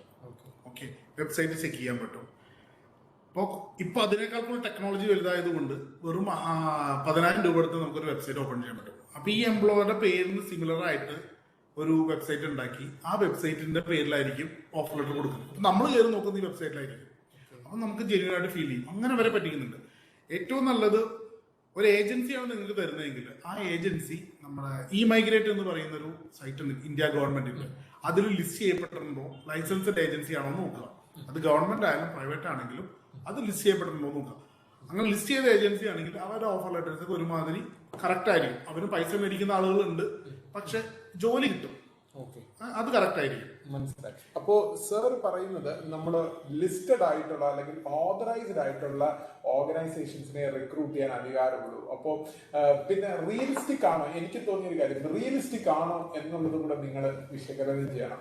ഉദാഹരണം, നിങ്ങൾക്ക് പെട്ടെന്ന് ഒരു ദിവസം അമേരിക്കയിലെ ഒരു വലിയൊരു സ്ഥാപനം വാൾമാർട്ട്, എൻ്റെ ഒരു ഫ്രണ്ടിന് വന്നാണ് ഞാൻ നിങ്ങൾ പറയുന്നത്, വാൾമാർട്ടിന്റെ ട്രക്ക് ഡ്രൈവർ ആകുക എന്നും പറഞ്ഞുകൊണ്ട് നിങ്ങൾക്ക് മാസം ഏതാണ്ട് 3,500 മുതൽ 4,000 US$ ശമ്പളമാണ് എന്നും പറഞ്ഞുകൊണ്ട് മെയിൽ വരുന്നു. അപ്പോ ഇങ്ങനത്തെ മെയിലുകളിലേക്ക് എപ്പോഴും ഓർക്കാൻ, നേരത്തെ അനൂപ് സർ പറഞ്ഞതുപോലെ ഈ ഒരു ഏറ്റവും ഇമ്പോർട്ടന്റ്, ഇത് ലെജിറ്റിമേറ്റ് ആണോ എന്ന് ആദ്യം നമ്മൾ ചെക്ക് ചെയ്യണം. അതിന് ആ ഒരു അവർ പറയുന്ന വെബ്സൈറ്റുകൾ. പിന്നെ എനിക്ക് തോന്നിയ വേറൊരു കാര്യം, മെയിൽ അഡ്രസ് എപ്പോഴും നിങ്ങൾ ശ്രദ്ധിക്കുക. ഒരു കമ്പനി നിങ്ങൾക്ക് റിക്രൂട്ട്മെന്റിന് അല്ലെങ്കിൽ ഒരു ഓഫർ ലെറ്റർ എന്ത് അയക്കുന്നത് അവർക്കൊരു ഒഫീഷ്യൽ ഇമെയിൽ ID കാണും. ഉദാഹരണം, ഒരിക്കലും അവരുടെ anub@gmail.com എന്നതായിരിക്കില്ല, anub@odepec.com ആയിരിക്കും, അല്ലെങ്കിൽ anub@dunu.co.in, അല്ലെങ്കിൽ അങ്ങനത്തെ പ്രൊഫഷണൽ വർക്കിംഗ് ബിസിനസ് ഇമെയിലുകൾ ആണോ ഉപയോഗിക്കുന്നത്, അത് പ്രത്യേകം ശ്രദ്ധിക്കേണ്ട ഒരു കാര്യമാണ്. പിന്നെ നേരത്തെ അനൂപ് സാർ പറഞ്ഞതുപോലെ തന്നെ ഇന്നത്തെ കാലത്ത് വെബ്സൈറ്റ് പോലും ഫേക്ക് ചെയ്യുന്നുണ്ട്. അപ്പൊ സ്പെല്ലിങ്ങുകൾ കറക്റ്റ് ആണോ, ഇതെല്ലാം നോക്കുക. പിന്നെ ഇന്ന് നമുക്ക് ഏതൊരെണ്ണം കിട്ടിയാലും സോഷ്യൽ മീഡിയയിലൂടെയൊക്കെ സെർച്ച് ചെയ്യാം ഇങ്ങനത്തെ പലർക്കും കിട്ടുന്നുണ്ടോ, അതും നോക്കിക്കഴിഞ്ഞാൽ ഒരു പരിധിവരെ നിങ്ങൾക്ക് മനസ്സിലാക്കുവാൻ സാധിക്കും. അപ്പോൾ ഇനി എനിക്ക് സാറിനോട് ചോദിക്കാനുള്ള ഒരു കോവിഡ് അനന്തരം നമ്മൾ ഈ പറയുന്ന ഓപ്പണിംഗ് അപ്പുകൾ വരുമ്പോൾ ഫീൽഡുകളിൽ എങ്ങനെയായിരിക്കും ജോലി സാധ്യത, അതായത് ഈ നമ്മൾ ഈ വിദ്യാഭ്യാസം കുറവുണ്ടെങ്കിൽ പോലും, അതായത് നമുക്കൊരു blue collar kind of jobs, അതിലേക്കും ഇനി ഓപ്പർച്യൂണിറ്റീസ് കൂടുന്നാണോ സാറിന്റെ ഫീലിംഗ്? അതിന്റെ ഒരു എന്താ? അതായത് ഇപ്പോ ഈ കഴിഞ്ഞ 2 വർഷമായിട്ട് ഒരു രാജ്യത്തേക്കും ഒരു ഫീൽഡ് ഹെൽത്ത് കെയർ ഒഴിച്ച് വേറൊരു ഫീൽഡിലേക്കും റിക്രൂട്ട്മെന്റ് നടക്കുന്നില്ല. അപ്പോൾ നമ്മുടെ നാട്ടിൽ നിന്ന് ഒത്തിരി ആളുകൾ ഹൗസ് മെയ്ഡ് ജോലിക്ക് പോയിട്ടുണ്ട്, കുക്കായിട്ട് പോയിട്ടുണ്ട്, സെക്യൂരിറ്റി ഗാർഡ്സ് ആയിട്ട് പോകുന്നുണ്ട്, അതുപോലെ ലേബർ കാറ്റഗറിയിലേക്ക് പോകുന്നുണ്ട്. കഴിഞ്ഞ ദിവസം എനിക്ക് സൗത്ത് കൊറിയ എന്നൊരു മേജർ കമ്പനിയുടെ എൻക്വയറി ഉണ്ടായിരുന്നു, സൗത്ത് കൊറിയൻ കമ്പനി. അപ്പൊ സൗത്ത് കൊറിയ എന്ന് പറയാമല്ലോ, LG സാംസങ്, അതാണ് നമുക്കൊക്കെ അറിയാത്ത സ്ഥലം. LG സാംസങ്ങിന്റെ സ്ഥലമാണ് സൗത്ത് കൊറിയ. അപ്പൊ ടെക്നോളജിയിൽ അത്ര ടോപ്പായിട്ടുള്ള രാജ്യം. അവര് എൻക്വയറി നടത്തിയിട്ടുണ്ട്, സൗത്ത് കൊറിയയിൽ നിന്നുള്ള ഒരു എൻക്വയറി വന്നിട്ടുണ്ട്. അതുപോലെ തന്നെ ഹൗസ് മെയ്ഡ്സ്, അതുപോലെ കുക്ക്, പിന്നെ എന്താ പറയാ ഡ്രൈവർ, ഇങ്ങനെയുള്ള എല്ലാ ജോലികൾക്കും ഇനി ധാരാളം ഓപ്പണിംഗ് വരുമ്പോഴത്തേക്കും നമുക്ക് ഒഡേപെക് വഴി ഇത് ചെയ്യാൻ പറ്റും. ഓക്കെ. ഇനി നമ്മൾ പ്രത്യേകം ശ്രദ്ധിക്കുക, ഇനി നമ്മൾ അടുത്തതായിട്ട് ഒരു കാര്യം പ്രത്യേകം പറയാൻ പോകുന്ന, എനിക്ക് തോന്നുന്ന ഒരു കാര്യം, പല കുട്ടികളുടെ മനസ്സിലുള്ള ഒരു ചിന്തയാണ്. അതായത് നമുക്കിപ്പം വിദേശത്ത് പോയി, ഇപ്പം സാർ പറഞ്ഞ ഒരു പോയിന്റ് സ്പെസിഫിക്കലി എനിക്കും പറയാനുള്ളത് ജർമ്മനി പോലുള്ള രാജ്യം. ജർമ്മനിയുടെ പ്രത്യേകത നിങ്ങൾക്കറിയാം, ജർമ്മനിയിൽ സ്റ്റേറ്റ് എഡ്യൂക്കേഷൻ ഫ്രീ ആണ്, അതായത് ഗവൺമെന്റ് ഫണ്ടഡ്. 2 ടൈപ്പ് യൂണിവേഴ്സിറ്റി ഉണ്ട് അവിടെ, പ്രൈവറ്റും ഉണ്ട്, പബ്ലിക് ഫണ്ട്. പബ്ലിക് ഫണ്ടിലെ എല്ലാ കോഴ്സുകളും ഫ്രീ ആണ്. അതിൽ നഴ്സിംഗ് പോലുള്ള കോഴ്സിൽ ഫ്രീ മാത്രമല്ല, യു ഗെറ്റ് എ സ്റ്റൈപ്പൻഡ്, അതായത് നമുക്ക് പഠിക്കാനുള്ള സ്റ്റൈപ്പൻഡും കിട്ടുന്നു. അപ്പോൾ കുട്ടികളുടെ മനസ്സിലുള്ള ഒരു ചിന്തയായിരിക്കാം, അതായത് ഞാൻ ഇവിടെ പഠിച്ചിട്ട് ജോലിക്ക് പോകണോ, അതോ അവിടെ പോയി തന്നെ പഠിക്കണോ എന്നുള്ളത്. ഇപ്പം നഴ്സിംഗ് ഒഴികെയുള്ള കാര്യങ്ങളിൽ ഞാൻ കുറച്ചുകൂടെ ഫേവർ ചെയ്യുന്നത് ഈ ഒരു സാഹചര്യങ്ങളിൽ നിങ്ങളൊരു blue collar kind of jobs ഒക്കെ ആഗ്രഹിക്കുന്നുണ്ടെങ്കിൽ നമ്മുടെ നാട്ടിൽ പഠിച്ചിട്ട് പോയാലും നിങ്ങൾക്ക് ഓപ്പർച്യൂണിറ്റീസ് ഉണ്ട് എന്നുള്ളത് നിങ്ങൾ അറിഞ്ഞിരിക്കുക. ഓക്കെ, അപ്പോൾ ഇന്നത്തെ കാലഘട്ടങ്ങളിൽ അങ്ങനത്തെ ഓപ്പർച്യൂണിറ്റീസ് നിങ്ങൾക്ക് ഉപയോഗിക്കണമെങ്കിൽ നിങ്ങൾ ഒന്ന് നല്ല രീതിയിലുള്ള വിദ്യാഭ്യാസം, നിങ്ങൾക്ക് യോജിച്ച കരിയറുകൾ നിങ്ങൾ തിരഞ്ഞെടുക്കണം. മനസ്സിലായി? ഇപ്പം ജോലി സാധ്യത ഉണ്ട് എന്നതിന്റെ പേരിൽ നഴ്സിംഗ് തിരഞ്ഞെടുക്കരുത്. കാര്യം നഴ്സിംഗിലേക്ക് പോകാനുള്ള ഒരു കഴിവ് നിങ്ങൾക്ക് ഉണ്ടാകണം. പിന്നെ ഒരു പോയിന്റ് എനിക്ക് സാറുമായിട്ട് സംസാരിക്കാനുള്ളത്, അതായത് നമുക്ക് ഈ ഒരു ഫീൽഡിൽ ഓപ്പർച്യൂണിറ്റീസിനെ പറ്റി പറയുമ്പോൾ നമ്മളിപ്പം നഴ്സിംഗിനെ പറ്റി പറഞ്ഞു, മറ്റ് ഹെൽത്ത് സെക്ടേഴ്സ്, അതായത് ഇപ്പം ലാബ് ടെക്നോളജി ആകാം, ഫാർമസി, ഫിസിയോതെറാപ്പി, ഇങ്ങനത്തെ മേഖലകളിൽ ഓപ്പർച്യൂണിറ്റീസ് ഉണ്ടോ എന്നുള്ളത് സാർ ഒന്ന് പറഞ്ഞാൽ നന്നായിരുന്നു. നമുക്കിപ്പോ ഹെൽത്ത് കെയർ എന്ന് പറയുമ്പോൾ എല്ലാവരും മനസ്സിലേക്ക് ആദ്യം ഓടി വരുന്ന നഴ്സസാണ്. കാരണം അവരാണല്ലോ ഈ കോവിഡ് വന്നപ്പോഴത്തേക്കും ഫ്രണ്ട് ആൻഡ് വാരിയേഴ്സ് ആയിട്ട് നിൽക്കുന്നത്. ഇതിനിടയ്ക്ക് ഒരു കോഴ്സ് നമുക്ക് വന്നിരിക്കുന്ന ഒരു റിക്വയർമെന്റ് വന്നത് റെസ്പിറേറ്ററി തെറാപ്പിസ്റ്റ് എന്ന് പറയുന്നത്. അത് വളരെ സീറ്റ് എനിക്ക് തോന്നുന്നു അമൃത പോലുള്ള സ്ഥലത്തേക്കേ ഉള്ളൂ അമൃതയിൽ എനിക്ക് തോന്നുന്നു 10 സീറ്റാൻ വേണ്ടി. അപ്പോ നഴ്സറി ഞങ്ങൾ ഓഫർ ചെയ്ത സാലറി 8,000 ദിറംസ് ആണ്. ഈ ഗവൺമെന്റ്, ദുബായ് ഗവൺമെന്റ് ആണെങ്കിലും അബുദാബി ഗവൺമെന്റ് ആണെങ്കിലും ഓഫർ ചെയ്തത് 8,000 ദിറംസ് ആണ്. റെസ്പിറേറ്ററി തെറാപ്പിസ്റ്റിന് ഓഫർ ചെയ്തത് 12,000 dirhams ആണ്. which comes around 2.4 lakh Indian rupees. അപ്പോൾ നഴ്സിനേക്കാൾ കൂടുതൽ സാലറി റെസ്പിറേറ്ററി തെറാപ്പിസ്റ്റ് കിട്ടുന്നത്. പണ്ട് റെസ്പിറേറ്ററി തെറാപ്പിസ്റ്റ് എന്താണെന്ന് ഞങ്ങൾക്ക് ആർക്കും അറിയില്ല, ആരും കേട്ടിട്ടില്ല. പക്ഷെ ഈ കോവിഡ് കൂടുതൽ അഫക്ട് ചെയ്യുന്ന ലെഗ്സിനെയൊക്കെ ആയതുകൊണ്ട് അവർക്ക് ഭയങ്കര ഡിമാൻഡ് ആയിരിക്കും. മനസ്സിലാവുന്നു. അപ്പൊ അതിനി എന്തായാലും ഇങ്ങനെയുള്ള രോഗങ്ങളൊക്കെ നാട്ടിൽ നിൽക്കുന്നിടത്തോളം കാലം ഇങ്ങനെയുള്ള നിൽക്കരുത് എന്നുള്ള നമ്മുടെ എല്ലാ പ്രാർത്ഥന. പക്ഷെ ഇങ്ങനെ വരുവാണെങ്കിൽ ഇവർക്കൊക്കെ ധാരാളം ഓപ്പണിംഗ് ഉണ്ട്. കറക്റ്റ് ആണ്. സാർ പറഞ്ഞതിനോട് എനിക്കും ഒരു കാര്യം ആഡ് ചെയ്യാനുള്ളത്, നമ്മൾ ഈ കോവിഡ് അനന്തര ലോകത്ത് ഇപ്പൊ സത്യം പറഞ്ഞ ഈ കോവിഡ് പോലെ ഒരു മഹാമാരി വന്നപ്പോൾ വലിയൊരു ചേഞ്ച് വരുന്നത് നമ്മുടെ രാജ്യം പോലെ ഈവൻ വെൽ ഡെവലപ്ഡ് രാജ്യങ്ങളിൽ നമ്മൾ പറയുന്ന US പോലും എത്രത്തോളം മരണങ്ങൾ സംഭവിക്കുന്നു. അതായത് ഹെൽത്ത് കെയർ സിസ്റ്റങ്ങളിൽ ഒരുപാട് വീഴ്ചകളുണ്ട് എന്നതൊരു സത്യതയാണ്. അപ്പോൾ കോവിഡാനന്തര കാലത്ത് ഇപ്പൊ ഹാർവേഡ് റിവ്യൂ പറയുന്നത് കോവിഡാനന്തര കാലത്ത് മെഡിക്കൽ പാരാമെഡിക്കൽ പ്രൊഫഷൻസിന് എല്ലാ ഫീൽഡിലും ഓപ്പർച്യൂണിറ്റീസ് ഉണ്ടാകും. അത് മലയാളികളുടെ നമ്മുടെ നിങ്ങൾക്ക് എല്ലാവർക്കും അറിയാം, നമ്മുടെ നാട്ടിലെ പാരാമെഡിക്കലിലേക്ക് പോകുന്ന ഒരുപാട് പേരുണ്ട്. പുരുഷന്മാരും ഉണ്ട് കേട്ടോ, സ്ത്രീകൾ മാത്രമല്ല പുരുഷന്മാരും ഉണ്ട്. അപ്പൊ ഭാവിയിൽ ഈ മേഖലകളിലും ഓപ്പർച്യൂണിറ്റീസ് ഉണ്ടായിരിക്കും. എനിക്ക് ഉറപ്പാണ് ഉടനെ ആ ഒരു കാര്യത്തിനകത്തും ഒരു പരിധി വരെ പ്രോഗ്രാംസ് അല്ലെങ്കിൽ അവർക്കുള്ള റിക്രൂട്ട്മെന്റുകളും അങ്ങനത്തെ വേക്കൻസികളും ലിസ്റ്റ് ചെയ്യപ്പെടും, അതിലേക്കും ഉള്ള ഓപ്ഷൻസ് ഉണ്ടാകും. എനിക്ക് ഒരു ചോദ്യം സാറിനോട് ചോദിക്കാനുള്ളത്, നമ്മൾ ഈ വിദേശ രാജ്യങ്ങൾ, ഇപ്പം ജർമ്മനി പോലുള്ള രാജ്യങ്ങളിൽ നിർബന്ധമായും ജർമ്മൻ അറിഞ്ഞിരിക്കണം, അല്ലെങ്കിൽ ബെൽജിയത്തിൽ ഡച്ച് അറിഞ്ഞിരിക്കണം, അങ്ങനത്തെ നിബന്ധനയുണ്ടോ? അല്ലെങ്കിൽ അതിന് ഒഡെപെക് അങ്ങനത്തെ കോഴ്സുകൾ ഇത് ഓൺലൈനിൽ ഇന്നത്തെ കാലത്ത് കോവിഡ് ഒക്കെ ഉള്ളതുകൊണ്ട് ഓൺലൈനിൽ ഒഡെപെക്കിൽ ഇങ്ങനത്തെ കോഴ്സസ് അവൈലബിൾ ആണോ എന്ന് സാർ ഒന്ന് പറഞ്ഞാൽ നന്നായിരുന്നു. നമ്മൾ കൂടുതലും ഈ പറയുന്ന എല്ലാവരും പോയിക്കൊണ്ടിരുന്നത് UK അല്ലെങ്കിൽ ഓസ്ട്രേലിയ ഒക്കെ ആയിരുന്നു. അവിടെയൊക്കെ കൂടുതലും ഇംഗ്ലീഷ് ലാംഗ്വേജ് മതി, IELTS അല്ലെങ്കിൽ OET മതി. പക്ഷെ ജർമ്മനിയിലും മറ്റുള്ള യൂറോപ്യൻ രാജ്യങ്ങൾ അവരാർക്കും ഇംഗ്ലീഷ് വലിയ കാര്യമില്ല. കാരണം അവർക്ക് അവരുടേതായ ലാംഗ്വേജാണ് അവർ പ്രിഫർ ചെയ്യുന്നത്. ഇപ്പൊ ജർമ്മനി പോണെങ്കിൽ ജർമ്മൻ പഠിക്കും. ഓക്കെ, അപ്പോൾ ഞാൻ ഒരു ചോദ്യം, ഒരൊറ്റ കാര്യം ഞാൻ ചോദിച്ചോട്ടെ സാറേ. രണ്ട് കാര്യങ്ങൾ, നിങ്ങളുടെ ചോദ്യങ്ങൾ ഇപ്പം നിങ്ങൾക്ക് ചാറ്റ് ബോക്സിൽ ക്വസ്റ്റ്യൻ ബോക്സിൽ ഇടാം. അപ്പൊ അവിടെ നിങ്ങൾക്ക് ചോദ്യങ്ങൾ ചോദിക്കുന്നത് ഞങ്ങൾ പാനലിസ്റ്റുകൾ നിങ്ങൾക്ക് ഉത്തരം നൽകാൻ ശ്രമിക്കുന്നതായിരിക്കും. ഒന്ന്. രണ്ടാമത്തെ സാറിന്റെ ആ ഒരു കണ്ടിന്യൂ ചെയ്തുകൊണ്ട്, ഇങ്ങനത്തെ ഒരു ഭാഷ പഠിക്കാൻ എളുപ്പമാണോ? നമ്മൾ മലയാളം അല്ലെങ്കിൽ ഇംഗ്ലീഷൊക്കെ നമ്മൾ പഠിച്ചെടുക്കുന്നുണ്ട്, പക്ഷെ എങ്ങനെയാണ് ജർമ്മൻ? അത് സാർ ഇത്രയും നമ്മളിങ്ങനെ കുട്ടികൾ പഠിക്കുന്നതിന്റെ ഒരു എക്സ്പീരിയൻസ് വെച്ച് സാറിന് എന്ത് തോന്നുന്നു? നമ്മളിപ്പോ ഇംഗ്ലീഷ് പഠിക്കുമ്പോഴേ നമ്മൾ ചെറുപ്പകാലം തൊട്ട് ഇംഗ്ലീഷ് പഠിക്കുന്നു. അതെ സാർ. അപ്പൊ അതുകൊണ്ട് ഇംഗ്ലീഷ് നമുക്ക് കുറച്ചുകൂടെ ഈസി ആയിട്ട് നമുക്ക് ഫീൽ ചെയ്യും. പക്ഷെ അങ്ങനെയല്ല. കാരണം ഞാൻ കണ്ടിരിക്കുന്നത് വെച്ചിട്ട് ഇംഗ്ലീഷ് ആളുകൾക്ക് പേടിയാണ്. നമ്മുടെ ആളുകൾക്ക് പേടിയുണ്ട് ഇംഗ്ലീഷിനോട്. ഇപ്പോഴും അവർ ഇംഗ്ലീഷിൽ, ഞാൻ പല സെമിനാർ നടത്തുമ്പോൾ ഞാൻ ചോദിക്കും, ആർക്കെങ്കിലും ഇവിടെ വന്നിട്ട് 2 മിനിറ്റ് ഇംഗ്ലീഷിൽ സംസാരിക്കാൻ പറ്റുമെന്ന് വെച്ച് കഴിഞ്ഞാൽ അവർക്ക് അറിയാൻ പറയാം, പക്ഷെ പേടിയാണ്, പേടി കൊണ്ട് പറയത്തില്ല. അങ്ങനെ ആളുകളാണ്. ഇപ്പോ ജർമ്മന്റെ കാര്യം ഞാൻ നേരത്തെ പറഞ്ഞു, ഇതൊക്കെ ഓരോ ലെവലുണ്ട്. അതായത് ഏത് ലാംഗ്വേജ് ആണെങ്കിലും 4 മൊഡ്യൂൾസ് ആണ്: റീഡിങ്, ലിസണിങ്, സ്പീക്കിംഗ്, റൈറ്റിംഗ്. ഈ 4 മൊഡ്യൂൾസ് ആണ് എക്സാംസ് ഒക്കെ കണ്ടക്ട് ചെയ്യുന്നത്. അപ്പൊ ഇത് 4 നമ്മൾ പാസ്സാവണം. ഇപ്പൊ ജർമ്മനിയിലേക്ക് ഇപ്പോൾ ജോലിക്ക് പോകണമെങ്കിൽ അവർ പറയുന്നത് B2 ലെവലാണ്. B2 ലെവൽ പാസ്സാവണമെന്നുണ്ടെങ്കിൽ ഇപ്പോൾ കേരളത്തിലൊക്കെ അവൈലബിൾ ആയിട്ടുള്ള കോഴ്സ്, അതിന്റെ ഓതറൈസ്ഡ് സെന്റേഴ്സ് നടത്തുന്ന ലാംഗ്വേജ് പ്രോഗ്രാം 10 months ആണ്. അതായത് A1, A2, B1, B2 ഈ 4 പഠിച്ചു തീർക്കണമെങ്കിൽ 10 months എങ്കിലും വേണമെന്നാണ് അവർ പറയുന്നത്. ഒരു 3 മണിക്കൂർ പെർ ഡേ എന്നുള്ള ഒരവസ്ഥയിൽ. പിന്നെ അത് കൂടാതെ ഇതിന്റെ എക്സാമിനേഷൻ വരും.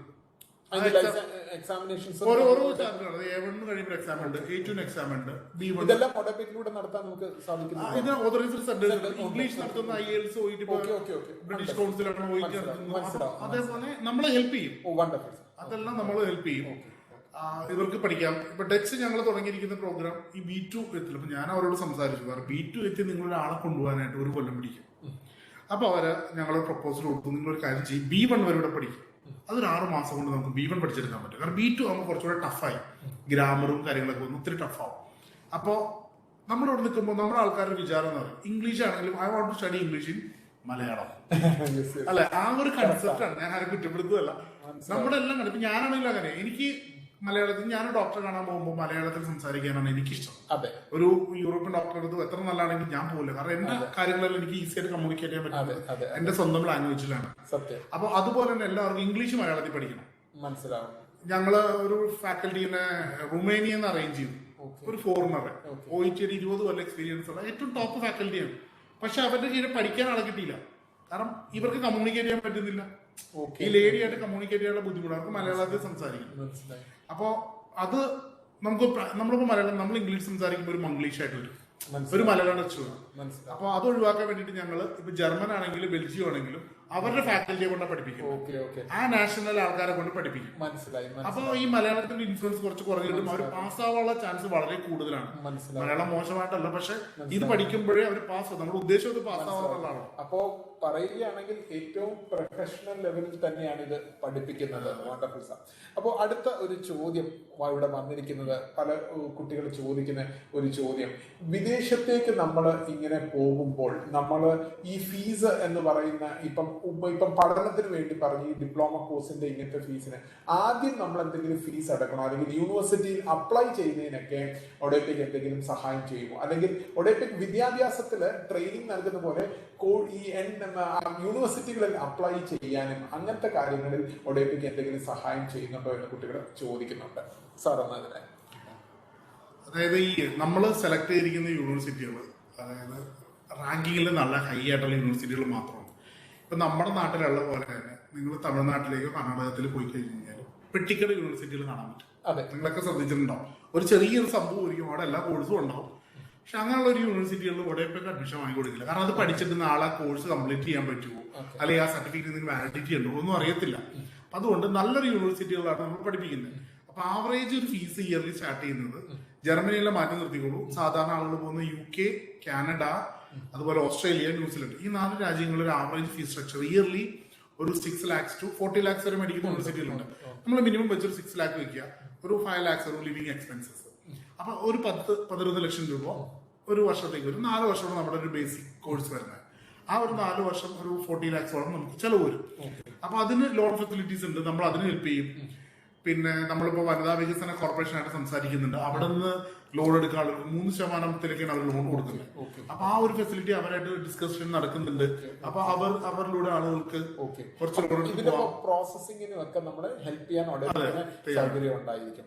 അപ്പോൾ ഞാൻ എന്റെ മനസ്സിലേക്ക് വന്ന വേറൊരു ചോദ്യം എന്ന് ചോദിച്ചാൽ, ഇപ്പം കുട്ടികൾ ചോദിക്കുന്ന ഒരു ചോദ്യം, സാറേ ഉപരിപഠനം നമ്മൾ അവിടെ പോകുന്നു, ഇപ്പം ചില രാജ്യങ്ങൾ നമ്മൾ തിരഞ്ഞെടുക്കുന്നു, നമ്മൾ ഈ രാജ്യത്ത് പോയാൽ ജോലി സാധ്യതയുണ്ടോ അല്ലെങ്കിൽ മറ്റൊരു രാജ്യത്ത് പോയാൽ സാധ്യതകളുണ്ടോ, നമ്മൾ ഈ തൊഴിൽ സാധ്യതയെ ഒരു രാജ്യത്തെ വെച്ച് അളക്കുമ്പോൾ, അപ്പോൾ ഇപ്പം അനൂപ് സാർ വിദേശത്തൊക്കെ ഉണ്ടായിരുന്ന ഒരാളാണ്, അപ്പോൾ അത് ഏതാണ് ഒരു നല്ല രാജ്യം, അതായത് ഒരു രാജ്യത്തിന് നല്ലൊരു ഓപ്ഷൻ ആണോ അല്ലയോ എന്നുള്ളത് നമുക്ക് എങ്ങനെ അതിനെ ഗ്രേഡ് ചെയ്യാം എന്നുള്ളൊരു ചോദ്യത്തിലേക്ക് വരികയാണ്. വളരെ നല്ലൊരു ചോദ്യമാണ്. ആക്ച്വലി എനിക്കൊരു ട്രോളാണ് ഓർമ്മ വന്നത്. പണ്ട് ഞാനൊരു ട്രോളുണ്ട്, ചന്ദ്രനിൽ നീലാംശോങ് ചെല്ലുമ്പോൾ ആദ്യമായിട്ട് കാലുകുത്തുന്നവരാണോ അവിടെ നമ്മുടെ വാസുചേട്ടന്റെ ചായക്കട, ഒരു മലയാളിയുടെ ചായക്കട അവിടെ ചന്ദ്രനിൽ കണ്ടു എന്ന് പറയുന്നുണ്ട്. ഞാൻ എന്റെ ഒരു 24 വയസ്സിൽ ഞാൻ ബുറുണ്ടി എന്ന് പറയുന്ന ഒരു ഈസ്റ്റ് ആഫ്രിക്കൻ രാജ്യത്ത് പോയിട്ടുണ്ട്. ആകെ 6 ലക്ഷം 60 ലക്ഷം മറ്റേ അവിടെ ഒരു ജനസംഖ്യ. അവിടെ ചെന്നപ്പോഴും ഞാനൊരു മലയാളിനെ കണ്ടു. അപ്പൊ ഞാൻ ആ പുള്ളി ചോദിച്ചു, നിങ്ങൾ പാലക്കാട് കാരണം ഒരു മനുഷ്യൻ മലയാളികൾ ആരും ഇല്ലാത്ത രാജ്യം, ഞാൻ കേട്ടിട്ട് പോലുമില്ല രാജ്യത്തെ പറ്റി, ആദ്യമായിട്ടാണ് ഈ ബുറുണ്ടി എന്ന് പറയുന്ന രാജ്യത്ത് ഞാൻ കേൾക്കുന്നത്. അപ്പൊ അയാൾ പറഞ്ഞു, ഞാനൊരു ഫാർമസി കമ്പനിയിലാണ് ജോലി ചെയ്യുന്നത്. അപ്പൊ അവിടെയൊക്കെ ഡോളറിലാണ് കിട്ടുന്നത്. മലയാളിയുടെ പ്രത്യേകത എന്ന് പറഞ്ഞാൽ ഏത് രാജ്യത്ത് ചെന്നാലും അവർ അവിടെ പെർഫോം ചെയ്തിരിക്കും. ആ രാജ്യത്തുള്ള ഏതൊരാളെക്കാളും അതിന്റെ ഏറ്റവും വലിയൊരു എക്സാമ്പിൾ ഞാൻ കണ്ടിരിക്കുന്നത്, ഗൾഫിലൊക്കെ കണ്ടിരിക്കുന്നത് ഡെഡിക്കേഷനാണ്, വർക്ക് ചെയ്യാനുള്ള ടൈം. ഇപ്പൊ എന്റെ കൂടെ ഒരു പെൺകുട്ടി ഉണ്ടായിരുന്നു. ആ പെൺകുട്ടി അവൾ എന്റെ കൂടെ ദുബായിലൊക്കെ ജോലി ചെയ്തിട്ടുണ്ട്. ആ കുട്ടിക്ക് രാവിലെ ജോലി കയറി കഴിഞ്ഞാൽ പിന്നെ രാത്രി 12 മണിക്കൂറൊക്കെയാണ് പണിയെടുക്കുന്നത്. ആ മലയാളിയുടെ ആ ഒരു ഡെഡിക്കേഷൻ കൊണ്ട് അവർക്ക് എല്ലായിടത്തും ഇത് കിട്ടും. പിന്നെ നമ്മൾ കൂടുതലും പ്രിഫർ ചെയ്യേണ്ടത് ഒരിക്കലും സാധാരണ ഒരു കാരണമാണെങ്കിൽ ഒരു പുതിയ കൺട്രി ഒരിക്കലും ട്രൈ ചെയ്യരുതെന്നാണ് എൻ്റെ ഒരു പേഴ്സണൽ ഒപ്പീനിയൻ. പുതിയ കൺട്രി ട്രൈ ചെയ്ത് ആളുകൾ ഓൾറെഡി എവിടെയാണോ ഉള്ളത് അവിടെ ചെന്ന് കഴിഞ്ഞാൽ അവിടെ നമ്മുടെ സഹായകത്തിന് ആൾക്കാരുണ്ടാവും, അതൊരു ഓപ്പണിംഗ് കൂടുതലായിരിക്കും. കാരണം ഇപ്പൊ ഒരു അറബ് അല്ലെങ്കിൽ ഒരു അറബ് ഓണറായിട്ടുള്ളൊരു സ്ഥാപനത്തിലേക്ക് നമ്മൾ ചെല്ലണം. അവിടെ ഒരു 10 മലയാളികൾ ജോലി ചെയ്യുന്നുണ്ട്, വേറെ രാജ്യക്കാർ ജോലി ചെയ്യുന്നുണ്ട്. അപ്പൊ ഈ ഓണർക്ക് ഒരു എമറാത്തി അല്ലെങ്കിൽ ഏതെങ്കിലും ഓണർ, അയാൾക്ക് മനസ്സിലാവും ഓക്കെ മലയാളിയുടെ ക്വാളിറ്റി ഇതാണെന്നാണ്, ഓൾറെഡി എക്സ്പീരിയൻസ്ഡ് ആണ്. അപ്പോൾ he prefer to give job to the Keralite. അങ്ങനെ ഒരു കൺസെപ്റ്റ് ഉണ്ട്. അതുകൊണ്ട് കൂടുതലും ആളുകൾ ജോലി ചെയ്യുന്ന സ്ഥലത്ത് ചെന്ന് കഴിഞ്ഞാൽ ജോലി കിട്ടാനുള്ള ചാൻസസ് കൂടുതലാണ്. പിന്നെ ഈ നമ്മൾ ചിലർ അഡ്വഞ്ചർ ട്രിപ്പിനൊക്കെ പോകുമല്ലോ, അങ്ങനെ ഇഷ്ടപ്പെടുന്ന ആൾക്കാർക്കൊക്കെ ആഫ്രിക്ക പോലുള്ള രാജ്യങ്ങൾ ഞാൻ എപ്പോഴും പ്രിഫർ ചെയ്യും. നന്നായി ശമ്പളവും കിട്ടും, കുറച്ച് റിസ്ക് ഉണ്ട്, പക്ഷെ അതിനനുസരിച്ചിട്ടുള്ള സാലറി കിട്ടും. മനസ്സിലായി സാർ. സാർ, അടുത്തൊരു ചോദ്യം ഇവിടെ കുട്ടികളെ നമ്മുടെ ഇതിനകത്ത് വന്നിരിക്കുന്നതെന്ന് ചോദിച്ചാൽ, ഗൾഫിൽ ഇനി ഭാവിയിൽ തൊഴിൽ സാധ്യത ഉണ്ടാകുമോ എന്നുള്ളൊരു ചോദ്യമാണ്. അത് ആ ചോദ്യം എനിക്ക് തോന്നുന്നത് അത് വന്നിരിക്കുന്നത് ഈ ഗൾഫിൽ ഇനി എണ്ണയുടെ വിലയൊക്കെ ഇത്രയും ഉയർന്നു, അത് മാത്രമല്ല ഇനി ഫോസിൽ ഫ്യൂൽ നിൽക്കുന്ന ഒരു കാലഘട്ടം വരും. അപ്പോൾ ഇലക്ട്രിക് വാഹനങ്ങളിലേക്ക് ഓൾറെഡി ലോകം മാറുന്നു. 2030 യൂറോപ്പ് എന്തായാലും അതിലേക്ക് മാറും. അപ്പൊ ഇനി ഈ ഓയിൽ എക്സ്പ്ലോറേഷൻ, അതാണല്ലോ എണ്ണയാണല്ലോ ഗൾഫിന്റെ ഏറ്റവും വലിയ വെൽത്ത്. അപ്പൊ അതിനകത്ത് തൊഴിലുകൾ ഉണ്ടാവുമോ എന്നുള്ളൊരു ചോദ്യമാണ്. അപ്പൊ അതിന് എൻ്റെ ഒരു ഒപ്പീനിയൻ ഞാൻ പറയും, അതുകൊണ്ട് സാറിന്റെയും കൂടെ പറയാവുന്നതാണ്. ഇത് നമ്മൾ എപ്പോഴും മനസ്സിലാക്കണം, ഗൾഫ് രാജ്യങ്ങൾ എന്ന് പറയുന്നത് അവിടുത്തെ ഷെയ്ഖുമാരൊക്കെ ഈ കാര്യങ്ങൾ നേരത്തെ മുൻകൂട്ടി കണ്ടതുകൊണ്ടാകാം പല രാജ്യങ്ങളും അവരുടെ ഫോക്കസുകൾ ഇന്ന് ഈ ഇതിൽ നിന്ന് പതുക്കെ എണ്ണയിൽ നിന്ന് മാറ്റാൻ തുടങ്ങിയിരിക്കുന്നു. സൗദി ഇന്ന് നോക്കിക്കഴിഞ്ഞാൽ പുതിയ നഗരങ്ങളെ സൃഷ്ടിക്കുവാനും ഇവർ ടൂറിസത്തിലേക്ക് വരുന്നു. നമ്മൾ അറിയപ്പെടുന്ന ലോകത്തിലെ ഏറ്റവും വലിയ ദുബായ്, മിഡിൽ ഈസ്റ്റ് എന്ന് പറയുമ്പോൾ അല്ലെങ്കിൽ ഗൾഫ് എന്ന് പറയുമ്പോൾ ഏറ്റവും കൂടുതൽ ആളുകൾ അറിയുന്ന രാജ്യം ദുബായ്, ഏറ്റവും കൂടുതൽ ആളുകൾ അറിയുന്ന ഡെസ്റ്റിനേഷൻ ദുബായ് ആണ്. ദുബായിൽ ഓയിൽ എക്സ്പ്ലോറേഷൻ ഇല്ല എന്ന് തന്നെ പറയും ഇപ്പോൾ. അപ്പോ ആ ഒരു ഘട്ടത്തിലേക്ക് ഓയിൽ അല്ലെങ്കിൽ ഓയിലിൽ നിന്ന് മറ്റ് രാജ്യങ്ങൾ മാറുകയാണ്, അല്ലെങ്കിൽ ഗൾഫ് രാജ്യങ്ങൾ പതുക്കെ പതുക്കെ മാറി വേറെ മേഖലകളിൽ അവര് ഓപ്പർച്യൂണിറ്റി കൂടുകയാണ്. അപ്പോൾ എനിക്ക് തോന്നുന്ന മലയാളിക്ക് അവിടെയും ഓപ്പർച്യൂണിറ്റി ഉണ്ടായിരിക്കും എന്നുള്ളതാണ്. നമുക്ക് സാറിന്റെ ഒപ്പീനിയൻ ഈ പറഞ്ഞ കാര്യത്തിനകത്ത് നമുക്ക് എടുക്കാം. എങ്ങനെയാണ് സാർ ഗൾഫിലെ ഈ ഒരു എണ്ണ ഉൽപാദനം, അല്ലെങ്കിൽ ഇനി വരുന്ന കാലത്ത് എണ്ണയ്ക്ക് എത്രത്തോളം ഒരു അതിനുമായിട്ടൊരു ബന്ധമുണ്ടല്ലോ ഗൾഫ് രാജ്യങ്ങളുടെ വളർച്ചയ്ക്ക്, അപ്പൊ അത് മലയാളിയുടെ തൊഴിലവസരങ്ങളെ ഭാവിയിൽ ഗൾഫിൽ എത്രത്തോളം എത്തിക്കും എന്നുള്ളതാണ്. അതായത് ഞാൻ നേരത്തെ പറഞ്ഞല്ലോ, നമ്മൾ ഗൾഫ് എന്ന് വിചാരിക്കുമ്പോഴത്തേക്ക് ആദ്യം ദുബായാണ് നമ്മൾ മനസ്സിലേക്ക്. ദുബായിൽ സത്യം പറഞ്ഞാൽ എണ്ണ ബിസിനസ് ഒന്നുമില്ല. കാരണം UAE ഒരു 80% ബിസിനസ് നടക്കുന്നത് അബുദാബിയിലാണ്. അബുദാബിയിൽ എണ്ണയുടെ ബിസിനസ് ഉണ്ട്. പക്ഷെ ദുബായ് ഒക്കെ കൂടുതലും അവര് ഭയങ്കര ഓപ്പൺ മെന്റാലിറ്റികളാണ്. അവർ ഒത്തിരി ബിസിനസ് ഓപ്പർച്യൂണിറ്റീസ് കൊടുക്കും. ഇപ്പൊ ഞങ്ങൾ തന്നെ ദുബായ് ഫ്രീ സോൺസ്, അതുപോലെ അവിടെ കുറെ ഫ്രീ സോൺസ് ഉണ്ട്, ഷാർജ ഫ്രീ സോൺസ്, മൽക്കോയിൻ ഫ്രീ സോൺസ് എന്നൊക്കെ പറഞ്ഞു. ആ ഫ്രീ സോൺസ് ഒക്കെ ചേർത്തിട്ട് നമ്മുടെ നാട്ടിലുള്ള കുട്ടികൾ, ഒരുപാട് സ്റ്റാർട്ടപ്സ് ഉള്ള കുട്ടികളുണ്ട്.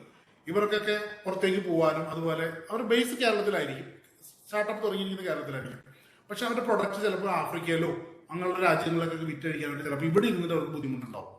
അങ്ങനെയുള്ള സാഹചര്യങ്ങളൊക്കെ ഞങ്ങൾ ഈ പറയുന്ന സ്ഥലങ്ങളിലേക്ക് ഇവർക്ക് ഒരു വെർച്വൽ ഓഫീസ് കൊടുക്കാനുള്ളൊരു ചർച്ച തുടങ്ങിയിട്ടുണ്ട്. ഈ പറയുന്ന ദുബായ് ഗവൺമെന്റ് ആയിട്ടും, ഷാർജ ഗവൺമെന്റ് ആയിട്ടും, മൽക്കോയിൻ ഗവൺമെന്റ് ആയിട്ടും, അജ്മാൻ എല്ലായിടത്തും ഇതുപോലെ ചെറിയൊരു എമൗണ്ട്, അതായത് ഒരു 8,000 dirhams അല്ലെങ്കിൽ 8,000 dirhams to 10,000 dirhams, അതായത് ഒരു 1,50,000 to 2,00,000 rupees മുടക്കി കഴിഞ്ഞ് നിങ്ങൾക്ക് ദുബായിൽ ഒരു ബിസിനസ് തുടങ്ങാൻ പറ്റുമെന്ന് പറഞ്ഞാൽ സജിത്തിന് വിശ്വസിക്കാൻ പറ്റുമെന്ന് എനിക്കറിയാം. അല്ല, അത് വളരെ വളരെ വലിയൊരു കാര്യമായിരിക്കും. ഒടേപ്പൊക്കെ അങ്ങനെ ഒരു കാര്യം ചെയ്താൽ എനിക്ക് തോന്നുന്നു തൊഴിലിനപ്പുറത്തേക്ക് ഒരു ഓണ്ടർപ്രണറിയൽ ബിസിനസ് അല്ലെങ്കിൽ ഓണ്ടർപ്രണർഷിപ്പ് എന്ന് പറയുന്ന പ്രൊഫഷനിലേക്ക് പോലും നമുക്ക് വിദേശ രാജ്യങ്ങളോടൊപ്പത്തിലൂടെ എത്താൻ പറ്റും എന്നുള്ളത് വലിയൊരു കാര്യമാണ്. പിന്നെ ഞാൻ സാർ ഇൻട്രൊഡക്ഷനിൽ പറഞ്ഞു ഒരു പോയിന്റിലേക്ക് ഞാൻ വരികയാണ്. ഇപ്പൊ നമ്മൾ പറഞ്ഞു വരുമ്പോൾ നേരത്തെ സാർ പറഞ്ഞു ഏതാണ്ട് 200-ൽ പരം ആളുകളെ ഇപ്പം ബോട്സ്വാന എന്ന് പറയുന്ന രാജ്യത്തേക്ക് ഒടേപ്പൊക്കെ ഇനി അങ്ങോട്ടേക്ക്. അപ്പോൾ Botswana is an African country. അപ്പോൾ അത് പലരും കേൾക്കും ആഫ്രിക്ക നേടുമ്പോൾ ആഫ്രിക്കൻ ഓപ്പർച്യൂണിറ്റി. സാർ ആ ഒരു ഓപ്ഷൻ നമ്മൾ എങ്ങനെ ഒടേപ്പൊക്കെ എന്താണ് അതിൽ കണ്ടിരിക്കുന്നത്, അത് എന്താണ് എന്നുള്ളത് സാർ ഒന്ന് എക്സ്പ്ലെയിൻ ചെയ്താൽ നന്നായിരുന്നു.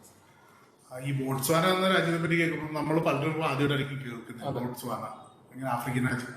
ആഫ്രിക്കയിൽ ഒത്തിരി രാജ്യങ്ങൾ ഇപ്പൊ ബൂം ചെയ്യുന്നുണ്ട്. പെട്രോൾ ഉണ്ട് ഇവിടെ. അപ്പൊ പെട്രോളിന്റെ കാലഘട്ടം കഴിഞ്ഞ് പറയുന്ന പോലെ ഡയമണ്ട് അങ്ങനെയുള്ള ഒരുപാട് സ്ഥലങ്ങൾ ആഫ്രിക്കയിൽ ബൂം ചെയ്യുന്നുണ്ട്. ഈ ബോട്സ്വാന എന്ന് പറയുന്ന രാജ്യം എൻ്റെ അറിവില് ചെറിയൊരു മിനി തൃശ്ശൂരാണ്. അവിടെ ഒരു ചോപ്പീസ് എന്ന് പറയുന്ന ഒരു ഗ്രൂപ്പ് ഉണ്ട്. ഒരു മിസ്റ്റർ രാമേന്ദ്രൻ എന്ന് പറയുന്ന ആളാണ് എൻ്റെ ഓണർ. ഈ ഹാസ് അറൌണ്ട് 225, അതായത് 225 സൂപ്പർ മാർക്കറ്റുകൾ സ്വന്തമായിട്ടുള്ള ആളാണ് ഈ ആഫ്രിക്ക ഏരിയയിൽ. അതിൽ മെജോറിറ്റി ഉള്ളത് ബോട്സ്വാനയിലാണ്. അപ്പൊ ഈ ബോട്സ്വാനയിൽ ഒരു വലിയ ഹോസ്പിറ്റൽ ഉണ്ട്. അപ്പൊ അവരാണ് കേരളത്തിലുള്ള റെസിഡന്റ്. അവര് സെർച്ച് ചെയ്യുമ്പോൾ കാണുന്നത് ഞാൻ നേരത്തെ പറഞ്ഞ പോലെ കേരളത്തിലുള്ള ഹെൽത്ത് കെയർ പ്രൊഫഷണൽസിനാണ് കൂടുതൽ ഡിമാൻഡ്. അങ്ങനെ അവർ റിക്വസ്റ്റ് ഇങ്ങോട്ട് വന്നാണ് ഇവിടെ നല്ല നഴ്സസിന്, എക്സ്പീരിയൻസ്ഡ് ആയിട്ടുള്ള ആൾക്കാരെ അങ്ങടേക്ക് കൊണ്ടുപോകാന്നുള്ളത്. അപ്പൊ ആ ഒരു കാര്യമാണ് ഇപ്പൊ നമ്മൾ ചെയ്തത്. ഇപ്പൊ ഇന്റർവ്യൂ എല്ലാം കഴിഞ്ഞിരിക്കുകയാണ് അതിന്റെ. ഇനി ആ നഴ്സസിന്റെ രജിസ്ട്രേഷൻ കാര്യങ്ങളൊക്കെ കഴിഞ്ഞു. അതുപോലെ തന്നെ വേറെയും കുറച്ച് കാറ്റഗറി ചെയ്യുന്നുണ്ട്. അപ്പൊ അതെല്ലാം ഇപ്പൊ ഇനീഷ്യൽ സ്റ്റേജിലായതുകൊണ്ട് ഞാൻ എന്റെ ഇത് ഡിസ്പോസ് ചെയ്തു. പക്ഷെ ഉടനെ തന്നെ അത് ഒടേപ്പൊക്കിന്റെ വെബ്സൈറ്റിലൂടെയും സോഷ്യൽ മീഡിയ പേജിലൂടെയും പത്രങ്ങളിലൂടെയും അറിയപ്പെടും. ഓക്കെ. അപ്പോ ഈ ഇവിടെ ഒരു കാര്യം പലരും ഓർക്കേണ്ട കാര്യം, പുതിയ ഒടേപ്പൊക്കിലൂടെ ഗവൺമെന്റ് ഓഫ് കേരളയിലൂടെ ഒടേപ്പൊക്കെ നടത്താൻ പോകുന്ന റിക്രൂട്ട്മെന്റും കാര്യങ്ങളും ഒടേപ്പൊക്കിൽ ഒരു പേജ് ഉണ്ട്, ഫേസ്ബുക്ക് പേജ് ഉണ്ട്. അതിനെപ്പറ്റി സാർ ഇപ്പൊ പറയും. ആ പേജ് നിങ്ങൾ ഫോളോ ചെയ്താൽ നിങ്ങൾക്ക് ഏറ്റവും ഇൻഫർമേഷൻ കറക്റ്റ് ആയിട്ട് ലഭിക്കും. നിങ്ങൾ എല്ലാവരും സോഷ്യൽ മീഡിയ അക്കൗണ്ടുകൾ ഉള്ളവരാണ്. അപ്പോൾ ഒരു വ്യക്തി നേരത്തെ ചോദിച്ച ഒരു ചോദ്യം എന്താണെന്ന് ചോദിച്ചാൽ, അയാൾ ചോദിച്ചിരിക്കുന്നത് അൺസ്കിൽഡ് ആയിട്ടുള്ള ലേബേഴ്സിനുള്ള റിക്രൂട്ട്മെന്റുകളും ഒടേപ്പൊക്കെ ചെയ്യുമോ എന്ന് ചോദിക്കുന്നതാണ്. അത് കാര്യം അദ്ദേഹം പഠിച്ചിരിക്കുന്നത് 10ാം ക്ലാസ് ആണ്, അത്രയും പഠിച്ചിട്ടുള്ളൂ. അപ്പോൾ അൺസ്കിൽഡ് ലേബേഴ്സിനുള്ള ഓപ്ഷൻ ഗൾഫിലുണ്ടോ, അതിനുള്ളത് എങ്ങനെയായിരിക്കും ഒടേപ്പൊക്കെ ചെയ്യുന്നതെന്നൊക്കെ അവർ ചോദിക്കുന്നത്. വളരെ നല്ലൊരു ചോദ്യമാണ്. കാരണം പലരും പറ്റിക്കപ്പെടുന്നത് ഈ ഒരു കാര്യമാണ്. അതായത് ഗവൺമെന്റിന്റെ നിയമമുണ്ട്, ഇന്ത്യ ഗവൺമെന്റിന്റെ റൂൾ എന്ന് പറയുന്നത് 10ാം ക്ലാസ് പാസ്സാവാതെ ഇമിഗ്രേഷൻ ക്ലിയറൻസ് റിക്വയർഡ് ആയിട്ടുള്ള നമ്മുടെ പാസ്പോർട്ടിൽ അടിച്ചിട്ടുണ്ട്. അദ്ദേഹത്തിന് പാസ്പോർട്ട് ഉണ്ടെങ്കിൽ കാണാൻ പറ്റും. അതിന്റെ ബാക്ക് പേജിൽ പ്രിന്റ് ചെയ്തിട്ടുണ്ടാവണം ഇമിഗ്രേഷൻ ക്ലിയറൻസ് റിക്വയർഡ് എന്ന് പറ്റും. ഈ സിയർ കാറ്റഗറിയിൽപ്പെട്ട പാസ്പോർട്ട്. അങ്ങനെയുള്ള ആളുകൾക്ക് വിദേശ ജോലിക്ക് പോകുന്നുണ്ടെങ്കിൽ ഗവൺമെന്റ് ഏജൻസി വഴി മാത്രമേ പോകാൻ പറ്റൂ. ഏതെങ്കിലും ഒരു പ്രൈവറ്റ് ഏജൻസി പറയണ ഞാൻ നിങ്ങൾക്ക് ക്ലിയറൻസ് എടുത്തു തരാം, നിങ്ങളെ വിസയിൽ കൊണ്ടുപോകാം എന്നൊക്കെ പറഞ്ഞു വരും. കഴിഞ്ഞ ദിവസം എൻ്റെ അടുത്തൊരു പെൺകുട്ടി വന്നിട്ടുണ്ടായിരുന്നു. കണ്ടപ്പോഴത്തേക്ക് എനിക്ക് വളരെ ആവശ്യമായിട്ടൊക്കെ തോന്നി. ഈ പറയുന്ന ഇമിഗ്രേഷൻ ക്ലിയറൻസ് ഉണ്ട്. അപ്പൊ ആ കുട്ടിക്ക് വിസയൊക്കെ ഉണ്ട്, ഒരു ഗൾഫ് രാജ്യത്തേക്കുള്ള വിസ എല്ലാം ഉണ്ട്. എനിക്ക് വിസ കണ്ടപ്പോഴേ എനിക്കൊരു ഡൗട്ട് തോന്നി. കാരണം അതിനകത്ത് സ്പെല്ലിംഗ് മിസ്റ്റേക്ക്, കോഴിക്കോടിന്റെ സ്പെല്ലിംഗ് അങ്ങനെ പല അതൊക്കെ തെറ്റിച്ച് അടിച്ചിരിക്കുന്നു. അപ്പൊ എനിക്കത് കണ്ടപ്പോഴേ ചെറിയൊരു ഡൗട്ട് തോന്നി. അന്വേഷിച്ചപ്പോഴാണ് ഇത് മുഴുവൻ ഫേക്ക് ആയിട്ടുള്ള സംഭവമാണ്. ഈ അറിവില്ലാത്തൊരു കുട്ടിയെ പറ്റിച്ചുകൊണ്ട് പോകാനുള്ള ഒരു പരിപാടിയാണ്. അപ്പൊ ധാരാളം ഓപ്പണിംഗ് ഈ അൺസ്കിൽഡ് ലേബേഴ്സിന് വരുന്നത് ഇപ്പൊ മെയ്സൺ വർക്ക് അങ്ങനെയുള്ള ജോലികളുണ്ട്. അത് പക്ഷെ സ്കിൽഡ് ആണ്. പിന്നെ ഹൗസ് മെയ്ഡ് ഉണ്ട്. ഹൗസ് മെയ്ഡ് ധാരാളം ഓപ്പണിംഗ് ഉണ്ട്. കുക്ക്, പിന്നെ ഗാർഡനർ, നമ്മുടെ തോട്ടക്കാരൻ എന്നൊക്കെ പറയുന്ന ജോലി ഉണ്ട്. അവിടെ അതൊക്കെ നല്ലൊരു പ്രൊഫഷനാണ്. പിന്നെന്താ, ഒരു 19ഓളം പ്രൊഫഷൻസ് ഉണ്ട്. 19 പ്രൊഫഷൻസ് ഉണ്ട് ഈ അൺസ്കിൽഡ് ലേബേഴ്സിന്. അതിന് ഡീറ്റെയിൽസ് അവിടെ പറ്റുന്ന സൈറ്റിലുണ്ടാവും, കയറി കഴിഞ്ഞാൽ അറിയാൻ പറ്റും. അപ്പോൾ അവർക്കൊക്കെ ധാരാളം വേക്കൻസി, ഇപ്പൊ 1000ഓളം കുക്കിന്റെ വേക്കൻസി ഉണ്ട്. പക്ഷെ നമുക്ക് ഈ ഫ്ലൈറ്റിന്റെ ഒരു നിയന്ത്രണം ഉള്ളതുകൊണ്ട് വിസ കൊടുക്കാനായിട്ട് സാധിക്കുന്നില്ല. ആ ഒരു പ്രശ്നം ഉള്ളതുകൊണ്ടാണ് ഇവർക്ക് ആർക്കും പോകാൻ പറ്റുന്നത്. അത് ഓപ്പൺ ആക്കി കഴിയുമ്പോൾ ഈ പറയുന്ന കുക്കിനും സെക്യൂരിറ്റി ഗാർഡ്സിനും അതുപോലെ തന്നെ ഞാൻ നേരത്തെ പറഞ്ഞ പോലെ ഗാർഡനർ, ഡ്രൈവർ, എല്ലാ കാറ്റഗറിക്കും ഓപ്പൺ ആവും. ഓക്കെ. അപ്പോൾ അവിടെ നമുക്ക് ആ ഒരു നമ്മൾ ഈ ഒരു പറഞ്ഞ കാര്യത്തിൽ അയാൾ ചോദിക്കുന്നതിനകത്ത് കണ്ടിന്യൂഷൻ അയാൾ ചോദിക്കുന്ന ഒരു ഭാഗം എന്ന് പറഞ്ഞാൽ നമുക്ക് അവിടെ കയറും അങ്ങോട്ടേക്ക് പോകാൻ വേണ്ടി. അപ്പോൾ നമുക്ക് അവിടെ ഒരാളുണ്ടായിരിക്കുമല്ലോ നമ്മളെ ഇത് ചെയ്യാൻ, നമ്മുടെ സ്പോൺസർ എന്ന് പറയുന്നത്. അപ്പോൾ ആ സ്പോൺസറും അങ്ങനത്തെ കാര്യങ്ങളിലും എല്ലാം ഒഡേപെക്ക് നമ്മളെ സപ്പോർട്ട് ചെയ്യുമോ, അല്ലെങ്കിൽ അതിൻ്റെ ലീഗൽ കാര്യങ്ങളിലും എല്ലാം നമ്മളെ സപ്പോർട്ട് ചെയ്യുമോ? In case something happens there, അവിടെ കാര്യങ്ങൾ ഉദ്ദേശിക്കുന്ന രീതിയിൽ നടന്നില്ലെങ്കിൽ, അല്ലെങ്കിൽ നമ്മൾ ഉദ്ദേശിക്കുന്ന രീതിയിൽ എൻ്റെ എംപ്ലോയർ എനിക്ക് അത്ര സൂട്ടബിൾ അല്ല എന്ന് വന്നാൽ അവിടെയും ഒഡേപെക്ക് ഏതെങ്കിലും രീതിയിൽ ഞങ്ങളെ സഹായിക്കുമോ എന്നുള്ളൊരു ചോദ്യം ചിലരുടെ അടുത്ത് നിന്ന് വരുന്നുണ്ട്. തീർച്ചയായിട്ടും. സാധാരണ മറ്റുള്ള ഏജൻസിയെ പോലെ അല്ല ഓടിയത്. ഇത് ഗവൺമെന്റ് ഏജൻസി ആയതുകൊണ്ട് തന്നെ മറ്റുള്ള ഏജൻസികളൊക്കെ നിങ്ങൾ ആള് പോയി കഴിഞ്ഞാൽ പിന്നെ ഏജൻസിനെ അവിടെ മഷിയിട്ട് നോക്കിയാൽ കാണത്തില്ല, അവർ ഓഫീസും ഉണ്ടാകത്തില്ല. പക്ഷെ ODPC അങ്ങനെയല്ല. നിങ്ങൾ അവിടെ ചെന്ന് കഴിഞ്ഞാൽ നിങ്ങൾക്ക് എന്തെങ്കിലും പ്രശ്നം ഉണ്ടെങ്കിൽ താമസത്തിനോ അല്ലെങ്കിൽ നിങ്ങളുടെ ഭക്ഷണത്തിനോ, ഇപ്പൊ ഞാൻ നേരത്തെ ദുബായ് ഗവൺമെന്റിലേക്ക് വിട്ടു. അപ്പൊ അവിടെ കുട്ടികൾക്ക് ആദ്യമായിട്ട് കേരളത്തിൽ നിന്ന് പോകുന്ന ആളുകളാണ്. അപ്പൊ അവർക്ക് ഭക്ഷണത്തിനൊക്കെ ചെറിയ അവിടുത്തെ ഒരു ഫുഡിന്റെ കാറ്റഗറിക്ക് അറിയാമല്ലോ. ഈ പറയുന്ന പോലെ റഷ്യൻ സലാഡും പിന്നെ സാൻഡ്വിച്ചസ് ഒക്കെയാണ് അവർ കൊടുക്കുന്നത്. നമ്മളെ പോലെ പുട്ടും കടലയും ചിലപ്പോൾ കിട്ടിയൊന്നും വരത്തില്ല. അപ്പൊ അതൊരു കംപ്ലൈന്റ് ആയിട്ടല്ല ഞാൻ പറയുന്നത്. അവർ നമ്മളെ കോൺടാക്ട് ചെയ്യുമ്പോഴത്തേക്ക് നമ്മൾ അവർക്ക് അതിന്റെ സൗകര്യങ്ങളെല്ലാം ചെയ്തു കൊടുക്കും. ഞങ്ങൾ എംപ്ലോയറെ കോൺടാക്ട് ചെയ്ത് നോക്കി ഇവരെ ഹാബിറ്റ് ഇതാണ്, അതൊന്ന് ശരിയാക്കി കൊടുക്കണം, ചോറിന്റെ കാര്യത്തിൽ പ്രശ്നം അതെല്ലാം നമ്മൾ ചെയ്തു കൊടുക്കും. അപ്പൊ ഈ പോകുന്ന ആള് പോകുന്നതിന് മുമ്പ് നേരത്തെ അദ്ദേഹം ചോദിച്ചല്ലോ, ഈ ലേബർ കോൺട്രാക്ട് എന്ന് പറയുന്ന ഒരു സംഭവമുണ്ട്. ആ ലേബർ കോൺട്രാക്ട് ജെനുവിൻ ആണോ, അത് ഗവൺമെന്റ് അപ്രൂവ്ഡ് ആയിട്ടുള്ളതാണോ എന്നെല്ലാം ചെക്ക് ചെയ്തതിന് ശേഷം മാത്രമേ ഞങ്ങൾ ഇയാൾ അവിടെ നിന്ന് കയറ്റി വിടൂ. കാരണം എന്നാൽ മാത്രം, അതായത് ഒരു എമിഗ്രേഷൻ ക്ലിയറൻസ് എടുക്കണമെങ്കിൽ ഈ എംപ്ലോയർ, വിദേശത്തുള്ള എംപ്ലോയർ ഇവിടെ രജിസ്റ്റർ ചെയ്യണം ആദ്യം. അയാൾ രജിസ്റ്റർ ചെയ്തതിന് ശേഷം അയാൾ ഞങ്ങൾക്കൊരു ഡിമാൻഡ് ലെറ്റർ തരും. ആ ഡിമാൻഡ് ലെറ്റർ ഒഡേപെക്കിന്റെ പേരിലായിരിക്കും എടുക്കുന്നത്. ആ ഡിമാൻഡ് ലെറ്റർ വെച്ചിട്ട് ഞങ്ങൾ ഒരു എംപ്ലോയ്മെന്റ് കോൺട്രാക്ട് ഉണ്ടാക്കും. ഈ എംപ്ലോയ്മെന്റ് കോൺട്രാക്ട് എംപ്ലോയർക്ക് അയച്ചു കൊടുക്കും. അയാൾ അത് അവിടെ നിന്ന് സൈൻ ചെയ്തിട്ട് തിരിച്ച് ഇങ്ങോട്ട് അയച്ചു തരും. അതിന് ഒത്തിരി ഫോർമാലിറ്റീസ് ഉണ്ട്. ഇതെല്ലാം ക്ലിയർ ചെയ്തതിനു ശേഷം മാത്രമേ ഈ ആളെ കയറ്റി കൊടുത്തുള്ളൂ. അപ്പോൾ അതിൽ നിന്ന് വളരെ ക്ലിയർ ആയിട്ട് ചോദ്യം ചോദിച്ചത് സാറിന് മനസ്സിലായി കാണും.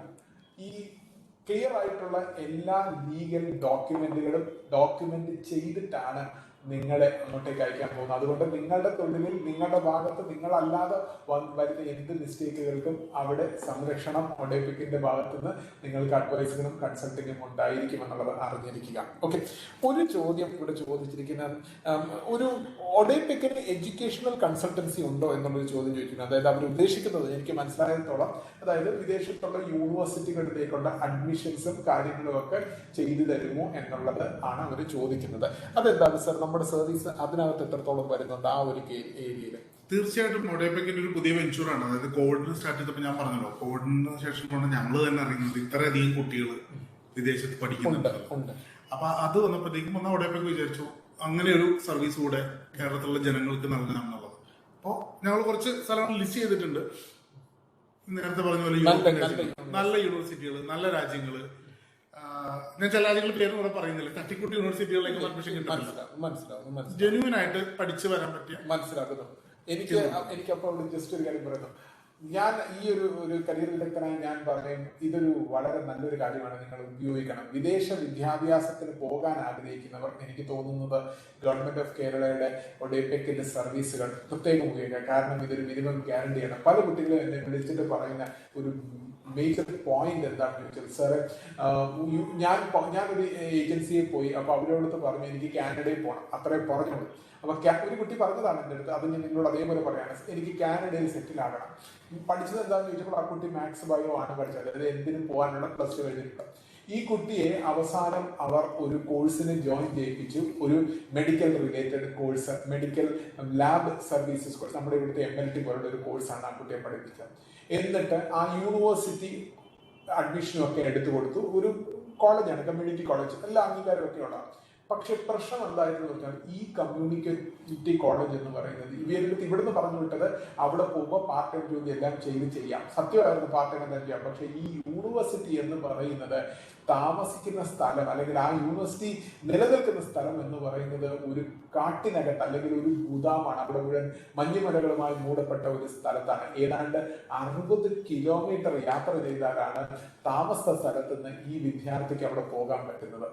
അപ്പോ സത്യം പറഞ്ഞാൽ അയാളുടെ ചെലവ് കൂടുകയാണ് ചെയ്തത്. പാർട്ട് ടൈം പോലും ആ കോളേജിന് ചുറ്റുവട്ടത്തിൽ ലഭിക്കില്ല. അയാള് പാർട്ട് ടൈമിന് വേറെ സ്ഥലത്തേക്ക് പോകുന്നത്. അപ്പോ നിങ്ങൾ മനസ്സിലാക്കേണ്ടത് ഒരു educational consultancy government of Kerala തുടങ്ങിയാൽ എനിക്ക് തോന്നുന്നു അത് വളരെ മികച്ച ഒരു സംരംഭമായിരിക്കും. അത് ഇന്നത്തെ കാലത്ത് ഈ പറഞ്ഞ പലവിധ പറ്റിപ്പിൽ പോകുന്ന വിദ്യാർത്ഥികൾക്ക് അതിന് ഒരു മിനിമം ഗ്യാരണ്ടി എനിക്ക് ഉറപ്പായിട്ടും ഒഡെപിക്കിലൂടെ കിട്ടുമെന്നുള്ളത് കരിയർ വിദഗ്ധനായി എനിക്ക് ഗ്യാരണ്ടി തരാൻ പറ്റും നിങ്ങൾക്ക്.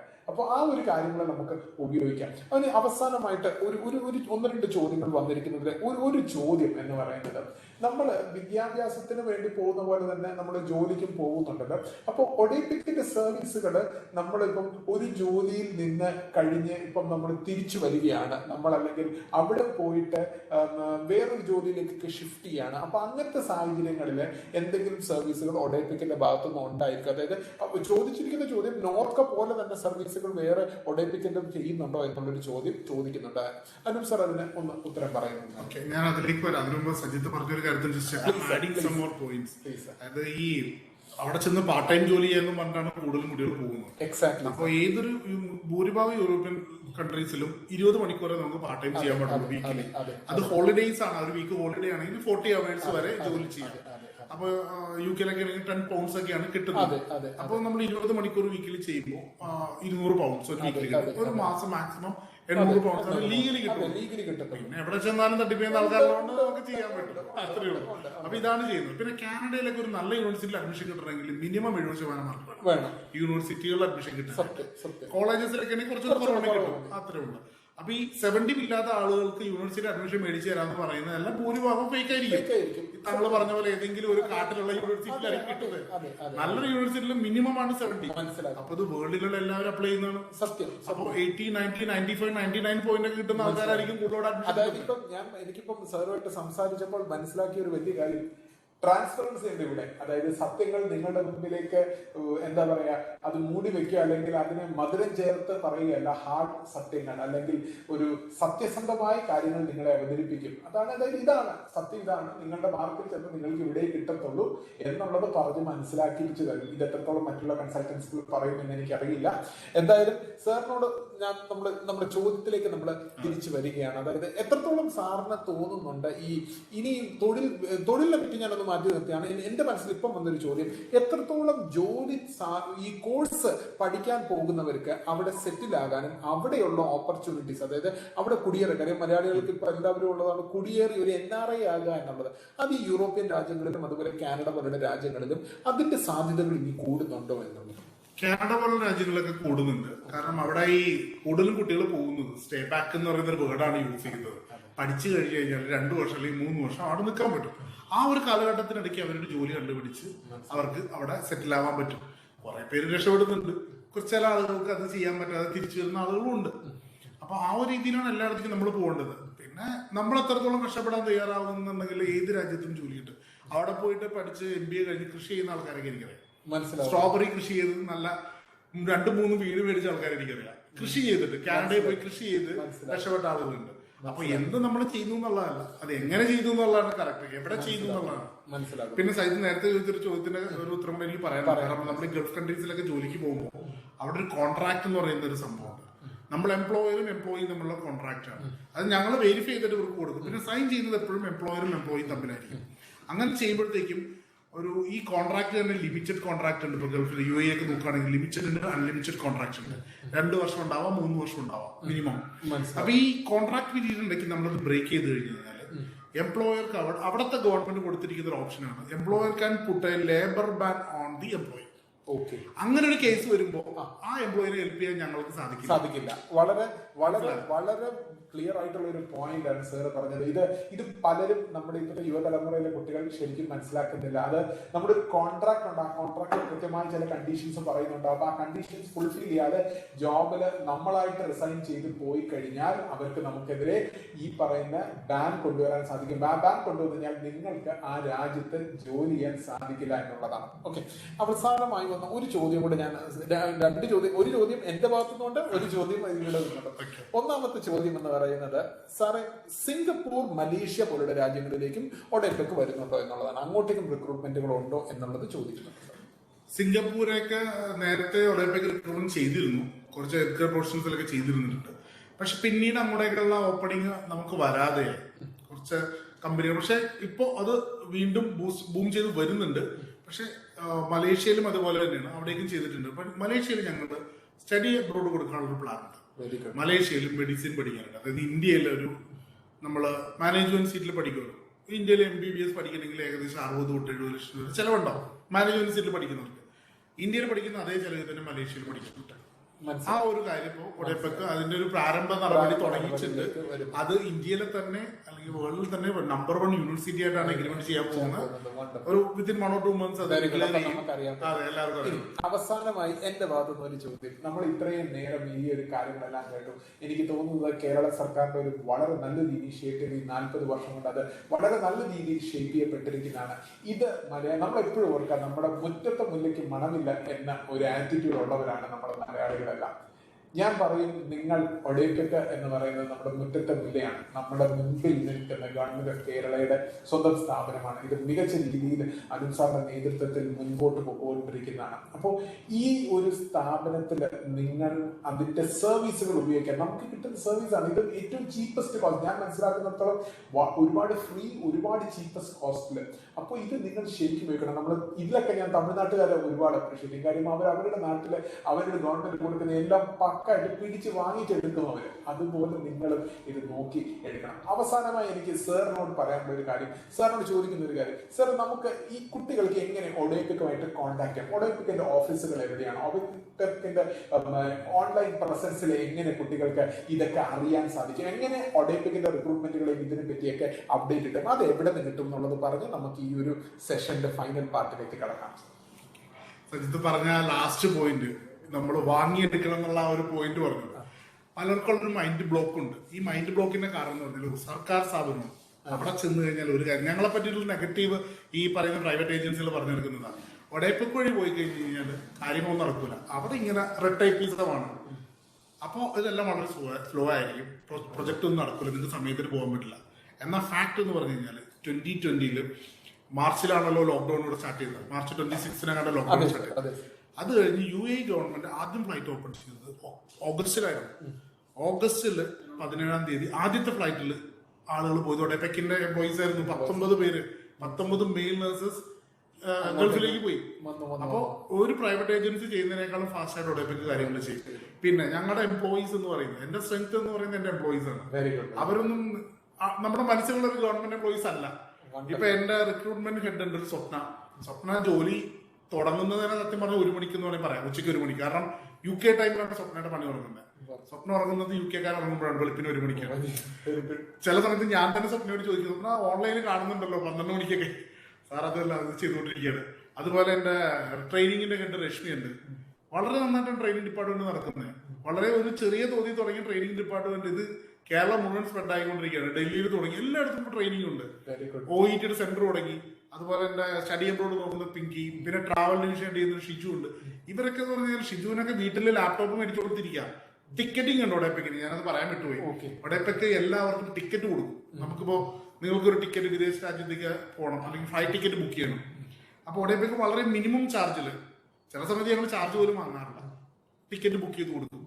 ഇപ്പൊ കേരളത്തിലുള്ള നമ്മുടെ മന്ത്രിമാരെയും എല്ലാവരും ടിക്കറ്റിംഗ് എല്ലാം ചെയ്യുന്നത് ODPC ആണ്. അതുകൊണ്ട് വിശ്വാസ്യത എന്ന് പറയുന്ന സംഭവമുണ്ട്. കറക്റ്റായിട്ട് നിങ്ങൾക്ക് ടിക്കറ്റ് കിട്ടും. അപ്പൊ ഇവരൊക്കെ വീട്ടിൽ ലാപ്ടോപ്പും കമ്പ്യൂട്ടറും മേടിച്ചു കൊടുത്തിരിക്കുക, ഏത് സമയത്തും ജോലി ഉണ്ടോ. അതായത് നിങ്ങളൊരു കൊറി ഇട്ട് കഴിഞ്ഞാൽ 24 hours നിങ്ങൾക്ക് റിപ്ലൈ കിട്ടും. അല്ലാതെ അതിങ്ങനെ വലിച്ചു നീട്ടി യെസ് ഓർ നോ എന്നുള്ളൊരു ഉത്തരം കിട്ടും. അതാണ് ഒഡെപെക്കിന്റെ സ്റ്റാഫിന്റെ ഒരു ഏറ്റവും വലിയ പ്രത്യേകത. അപ്പോ എങ്ങനെ അവരെ കോൺടാക്ട് ചെയ്യണം എന്നുള്ള ഫൈൻ പോയിന്റ് Yeah, അത് ഞാൻ ഒരു കാര്യം കൂടെ പറഞ്ഞു. ഒഡേപെക്കിന് ഞാൻ നേരത്തെ പറഞ്ഞ പോലെ നിങ്ങൾക്ക് ഒഡേപെക്കിന്റെ വെബ്സൈറ്റിൽ രജിസ്റ്റർ ചെയ്യാം. www.odepc.kerala.gov.in എന്ന വെബ്സൈറ്റിൽ നിങ്ങൾക്ക് രജിസ്റ്റർ ചെയ്യാം.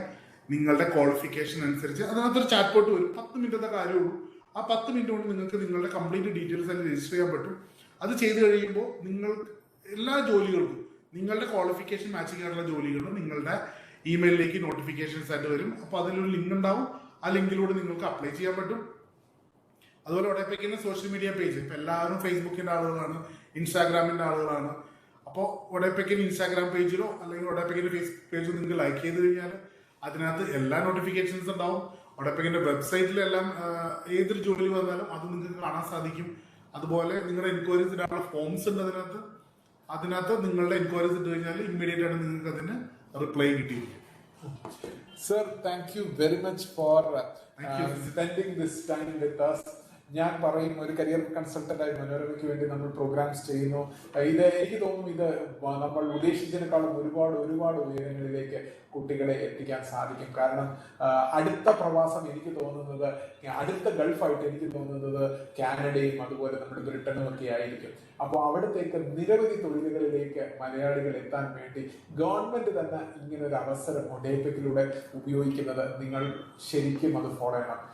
ഞാനിപ്പം സാർ അത് പറഞ്ഞപ്പോൾ ഞാൻ ജസ്റ്റ് നോക്കുമായിരുന്നു. ഒഡേപെക് കേരള, ODEPC സ്പേസ് കേരള എന്നടിച്ചാൽ ഫേസ്ബുക്കിൽ അവരുടെ പേജ് ഉണ്ട്. അത് നിങ്ങൾക്ക് ലൈക്ക് ചെയ്ത് അങ്ങനെ ഫേസ്ബുക്കിന്റെ പേജിനെ ഫോളോ ചെയ്യാൻ പറ്റും.